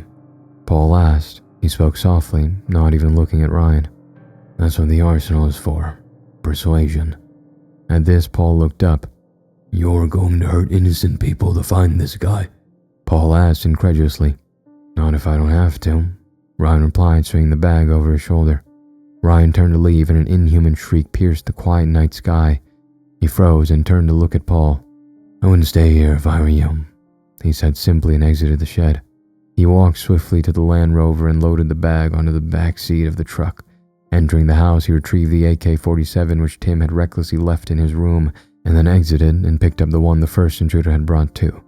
Standing next to the Land Rover, he quickly reloaded both weapons with the spare cartridges he still had and also loaded them in the pack. By now, screams and shrieks were coming from all directions, the massive amounts of noise from the AK-47 and hunting rifles having lured the lurkers to the farm. Paul approached, carrying Carla in his arms. Ryan was about to go get into the Land Rover, but stopped. He walked over to Paul and stroked Carla's cheek. He closed his eyes for a second, and when he turned to leave, Paul spoke. Don't do this. Ryan stopped again and turned back to him. Help me make this place safe before all the lurkers arrive, and then we can bury her in the morning. Don't do this. Do you think Carla would want you to do what you're about to do? His voice was even, but there was a slight tone of desperation hidden underneath. Ryan was quiet for a moment. It doesn't matter what Carla would have wanted, because she's dead, Ryan said through gritted teeth. If you had killed those 3 jokers when they first got here, none of this would have happened. He spat. Paul recoiled at this and actually took a step back. Ryan, how was I supposed to know? Should I just have killed everyone I came across that seemed the slightest bit threatening, that I didn't like the look of? Ryan didn't reply, but kept glaring at Paul. Look, I have no idea what you went through to get here, what you had to do to stay alive, but what you're planning now, it isn't necessary. You don't need to do this to stay alive, and it's not going to bring Carla back. A single tear rolled down his cheek. The shrieks and screams were closer now. It wouldn't be long before the lurkers would start descending the surrounding hills. Ryan looked down and then up and around at the land surrounding the farmhouse. He couldn't see much in the darkness, just the silhouette of the landscape. Paul was right. He didn't have to do this, and it wouldn't bring Carla back. If he did this, wouldn't it just confirm what he had feared about himself? That he was a killer, nothing more, maybe not one who enjoyed doing it, but found a reason to anyway, who had no qualms about who died in the process of him reaching his goal. He wouldn't be able to justify this as needing to be done to get back to Carla. The string in his mind, which had snapped minutes ago, tried to reconnect its 2 ends, but it was too late. Ryan sighed. Then I guess I'm a cold-blooded killer, he thought. We'll bury her when I get back, Ryan said and clambered into the truck. Get inside the house. Ryan started up the truck and headed toward the main road. He thought about taking down the early warning system, but then ran straight over the wires. If I'm able to come back, I'll fix it myself, he thought grimly. He kept the headlight switched off until he was some distance away from the house and then flipped them on. He was hoping to lure some lurkers away from the house with the grumble of the engine and the lights. Almost immediately, 6 lurkers sprinted toward the truck from different directions, the light clearly showing their black, thick veins. Their bodies looked like snow-covered landscapes seen from above, the veins like dark rivers. Ryan increased his speed and looked into the rearview mirror. He saw dozens of monsters in pursuit. He had to swerve a couple of times to avoid hitting some. The last thing he needed now was a Land Rover getting damaged somehow and him ending up stranded. After a couple of minutes, he reached the larger road and turned in the direction that the stranger had said the camp was. He had only gone a few 100 meters when one of the tires blew. The wheel jerked violently and he knew he had to fight from losing control or going off the road. He was slowing down when he heard another tire explode, and Ryan knew that was no coincidence. The shooter had been waiting for him. He slammed on the brakes and the Land Rover spun, but he had reduced his speed enough for the big truck to spin once and to come harmlessly to rest in the middle of the road, pointing back the way he had come. He reached for the go bag on the back seat, and in the same instant the back window shattered, destroyed by a large caliber round that pulverized the rearview mirror on its way through. He ducked involuntarily and again tried to reach the bag. Another round slammed into the passenger seat and passed through, going through the dashboard and hitting something in the engine. Again, after recoiling, he tried once more to reach the bag, and another round this time pierced the driver's side headrest, missing Ryan's head by inches. Fuck it! Ryan yelped and jumped out of the truck, sprinting to the front of the Land Rover so that the body of the wheels were behind him and where he thought the shots were coming from. 2 more rounds slammed into the truck, one into the spare tire on the back door and another into the driver's side mirror. It exploded into a ball of glass. Both shots were followed by a moment of silence before he heard the report of the rifle, indicating that the shooter was some distance away. Ryan heard a blood-curdling shriek from behind him and whirled around. The high beams of the Land Rover were on and illuminated a good distance of the way he had come. He heard the sound of many feet approaching, sprinting at full tilt, until a second later he saw a large group of lurkers come running right at him. The shadows seemed to expel them into the light beams of the truck. There were at least 30. Oh shit. Ryan breathed. He only had the single pistol and his axe on him. The only chance he had was getting the go bag, but the shooter was making that almost impossible. He drew the pistol and fired wildly into the oncoming horde, hoping to buy some time if one or two of them fell and slowed down the others, but it had little effect. Ryan steeled himself and ran around the truck, firing straight down the road and in the direction he was traveling before he spun, into the direction he thought the shooter was. Maybe he could buy himself just a couple of seconds by startling the shooter, just enough to get the bag. Ryan reached the back door and ripped it open. Reaching in, he grabbed hold of the bag, ready to sprint back to the front of the truck. So far so good, he thought. An instant before, a round slammed into his hip, shattering bone and tearing muscle. Ryan screamed and fell back, pulling the bag down with him. He tried to look at the wound, but the pain caused him to scream again and to fall back onto the road. The pain was incredible. Fire spread through his hip, compounded by a thundering pounding, as if someone was hitting him continuously with a hammer. He had been injured before, but nothing compared to the pain he was feeling now. He was about to try to sit upright again when he remembered the oncoming lurkers, screaming and gnashing their teeth. Still lying on his back, he pulled the bag closer and pulled out the M4. In one swift movement, he cocked the weapon and brought it down on the advancing lurkers, now less than 10 meters away. He opened fire with short bursts, moving the weapon from side to side. The destruction was horrendous. Blood splurted into the sky and onto the road. Gore and pieces of bone flew into the air like confetti as Ryan mowed them down. He had decimated the front line of the monsters when the M4 clicked empty. He dropped the weapon and pulled out one of the AK-47s, quickly cocking it and resuming fire. Dozens of the monsters fell in their approach, and a pile of bodies was quickly forming at the front end of the Land Rover. A single lurker somehow managed to avoid the hail of bullets and was about to pounce on Ryan when he swung the weapon around and emptied the last of the magazine into it. The lurker was ripped apart by the succession of rounds slamming into it, destroying bone, ripping flesh, and erasing most of its face. Ryan quickly tossed the empty weapon aside and reached for the other one. He risked a quick glance up at the oncoming lurkers and counted about 10 more. Cocking the weapon, he brought it up to fire, and it clicked harmlessly. The weapon had jammed. Having no time, he tossed it aside and pulled out a pistol. He clicked off the safety and started picking off the remaining monsters, but it seemed that his wound was taking its toll. His arms began to feel weak and his vision started to blur, making it so much harder to find his mark with the pistol. He had dropped 4 of the remaining lurkers when the pistol clicked empty. He reached for another pistol but reconsidered when he saw that the closest one was only 3 meters away. It dove onto him and he barely had time to bring his axe around before it was on top of him, but the lurker hit his arm in its lunge and the axe went flying. The monster immediately tried to rip out Ryan's throat with its teeth, and Ryan, weakened and slow, was only just able to bring his arm up and able to grab it by the neck, keeping the teeth away from his throat.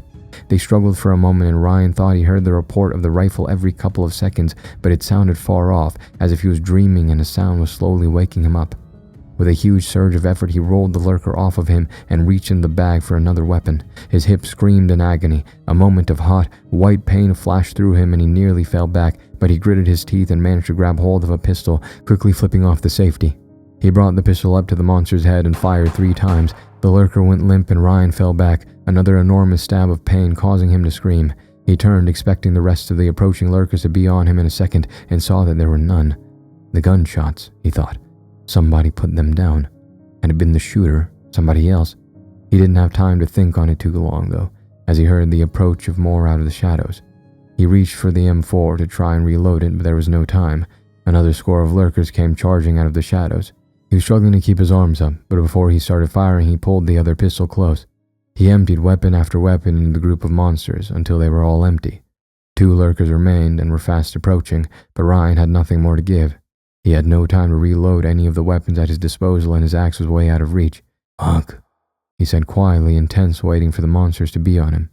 But before they reached him, first the one and then the other's chest grew a large black hole and tumbled to the ground. A moment later he heard the echo of the hunting rifle. Suddenly the night was deathly quiet and all Ryan heard was his own shallow breathing. He tried to look in the direction that he thought the shooter had been, but he was in too much pain. He tried to crawl to the Land Rover to possibly pull himself up into the cab, but that was impossible. Finally, he decided that he would reload as many of the weapons as he could. but as he reached for the bag, he heard a voice. "Don't," it said. It was a deep and raspy voice, the voice of someone who had smoked their entire lives. Ryan froze and tried to turn toward it, but the pain was immense. He fell back again, and his vision was now black around the edges. His arms felt heavy and his head swam. He heard footsteps crunching in the gravel, and he heard the weapons around him being kicked away, the bag tossed to the side. Finally, a man came into his vision, standing over him with a strange expression on his face. It was a mix between concern and unchecked joy. He was cradling a large caliber hunting rifle, almost lovingly. He was an older man, middle-aged, but Ryan could see that he was in great physical condition. He had short, gray hair and a white goatee. His face was lined and hard, a face of someone used to hard labor and of working in the sun. This must be Xander, Ryan thought, though coherent thought was becoming very difficult. "I must say, that was impressive. I mean, Jesus, look at the carnage you caused." He swept his one arm over the pile of bodies lying around the Land Rover. "I haven't been that entertained in years. Thought I'd keep you out there at the end, just so I could see you go a little longer. And shit, you did not disappoint." Xander smiled at this. "If I had to guess, you were some kind of badass killing machine. I bet you put people and those creeper bastards down like it wasn't nobody's business." He laughed at this, a deep, husky laugh. "Sorry, you had to come up against the baddest badass out there." He grinned. "Don't feel bad, you're not the first one to be a killer whose run I've ended." Xander laughed again. "Easy to claim you're the baddest when you're shooting people from a kilometer away." Ryan rasped. Xander became serious. "Well, seeing as you're bleeding in the road and I'm not, let's just chalk that down to a difference of opinion." He grinned. "Hey, sorry about your girl. I assumed it was your girl." He seemed to be waiting for an answer, but then continued. "I didn't really want to kill her. She was smoking, not too many of those around anymore." He looked sad at this. "But she disrespected me, chased me away like a dog, and you killed my buddy, so tit for tat, as they say. Don't worry about the old man, though. I'll put him down real quick, won't even know what hit him." A small smile appeared on his lips. Is this what you would have become? Ryan thought randomly. What you already are. No, another part of him argued. I'm nothing like this. But he wasn't so sure, not that it mattered anymore. Another shriek pierced the night sky. Xander looked down at him with a pleasant look of surprise, like someone who had just heard they won a prize. "Well, I'll be seeing you around, brother. Though, come to think of it, probably not." He turned and walked away, chuckling. Ryan heard the footsteps receding. Well, Ryan thought, if I do nothing else, I'm going to have to at least kill this motherfucker. With a monumental effort and indescribable pain, he rolled onto his side. The go bag was only a few feet away, and one of the AK-47s was even closer. Ryan gritted his teeth and pulled himself forward. Each movement sent a jolt of pain through his body, and he felt dizzier with each move. Finally, after what felt like an eternity, but was probably less than 20 seconds, he reached the rifle. He was about to start for the go bag when he realized that the rifle he was holding was the one that had jammed. He wouldn't need the bag, he only needed to clear the jam. He fumbled with the rifle, his cloudy head making it difficult to see the problem, much less fix it. Another chorus of shrieks made it clear that he was running out of time. He focused and bent all his will and concentration to the task at hand, managing to unjam the rifle a few moments later. He turned in the direction that Xander had walked and could make out the gray head receding into the darkness. He considered firing, but he had almost no chance of landing a hit. Shit. He breathed. Turning, he crawled toward the Land Rover door, and with great effort he managed to pull himself into the driver's seat. His leg was useless, which meant he wouldn't be able to operate the clutch, so he slammed the truck into second gear and started the ignition. The truck lurched forward a couple of times just as the first new group of lurkers appeared. Each bump and shake caused Ryan untold agony, and he wondered how much time he actually had left. But soon the Land Rover had enough momentum for him to change to third gear without the clutch. He wrestled the large vehicle around, the two flat tires making an already hard job that much more difficult. Soon he was back on the road and driving in the direction Xander had walked. A couple of lurkers banged into the truck, trying to gain entry, but Ryan paid them no mind, continuing on. A round burst through the window about 2 feet from Ryan's face. Ryan gunned the struggling engine, managing to get it into fourth gear, but it was becoming increasingly difficult to keep the truck in a straight line. Another round came through the windshield closer to its mark, but still missing. A third round came whizzing past, and Ryan could feel the wind of the round past his neck. Ryan saw a Toyota Hilux Backy parked across the road, with a man crouched on the flatbed. Xander had heard the Land Rover coming and had taken up a shooting position. Ryan floored the gas, but a second later a fourth round slammed into his left shoulder. Ryan screamed again and pointed the nose of the truck straight for the Backy. It looked like Xander was busy reloading his rifle, and Ryan braced for impact. The truck T-boned the Backy, and Ryan saw Xander flung from the back of the Backy, while he was slammed into the steering wheel, the pain in his hip and shoulder causing him to see black for a few seconds. Taking a moment to regain his senses, he realized he didn't have the time. His one good arm wasn't responding like it usually would. It was slow and delayed, lethargic. He fumbled with the handle of the door, and upon opening it, tumbled out onto the road, landing with a grunt and a symphony of pain. He pulled himself into a sitting position and scanned the area for any sign of Xander. He thought he saw him lying just outside of the light of the high beams a few meters from the wreck. He braced himself one final time, and with the rifle slung around his back, he started pulling himself toward with his right arm. He could hear Xander stirring, and as he moved away from the light, his eyes adjusted to the darkness. Xander was lying on his back, his one hand holding his head. He seemed to hear Ryan approaching, the sound of him crawling, his shallow breathing, and involuntary grunting obviously giving him away.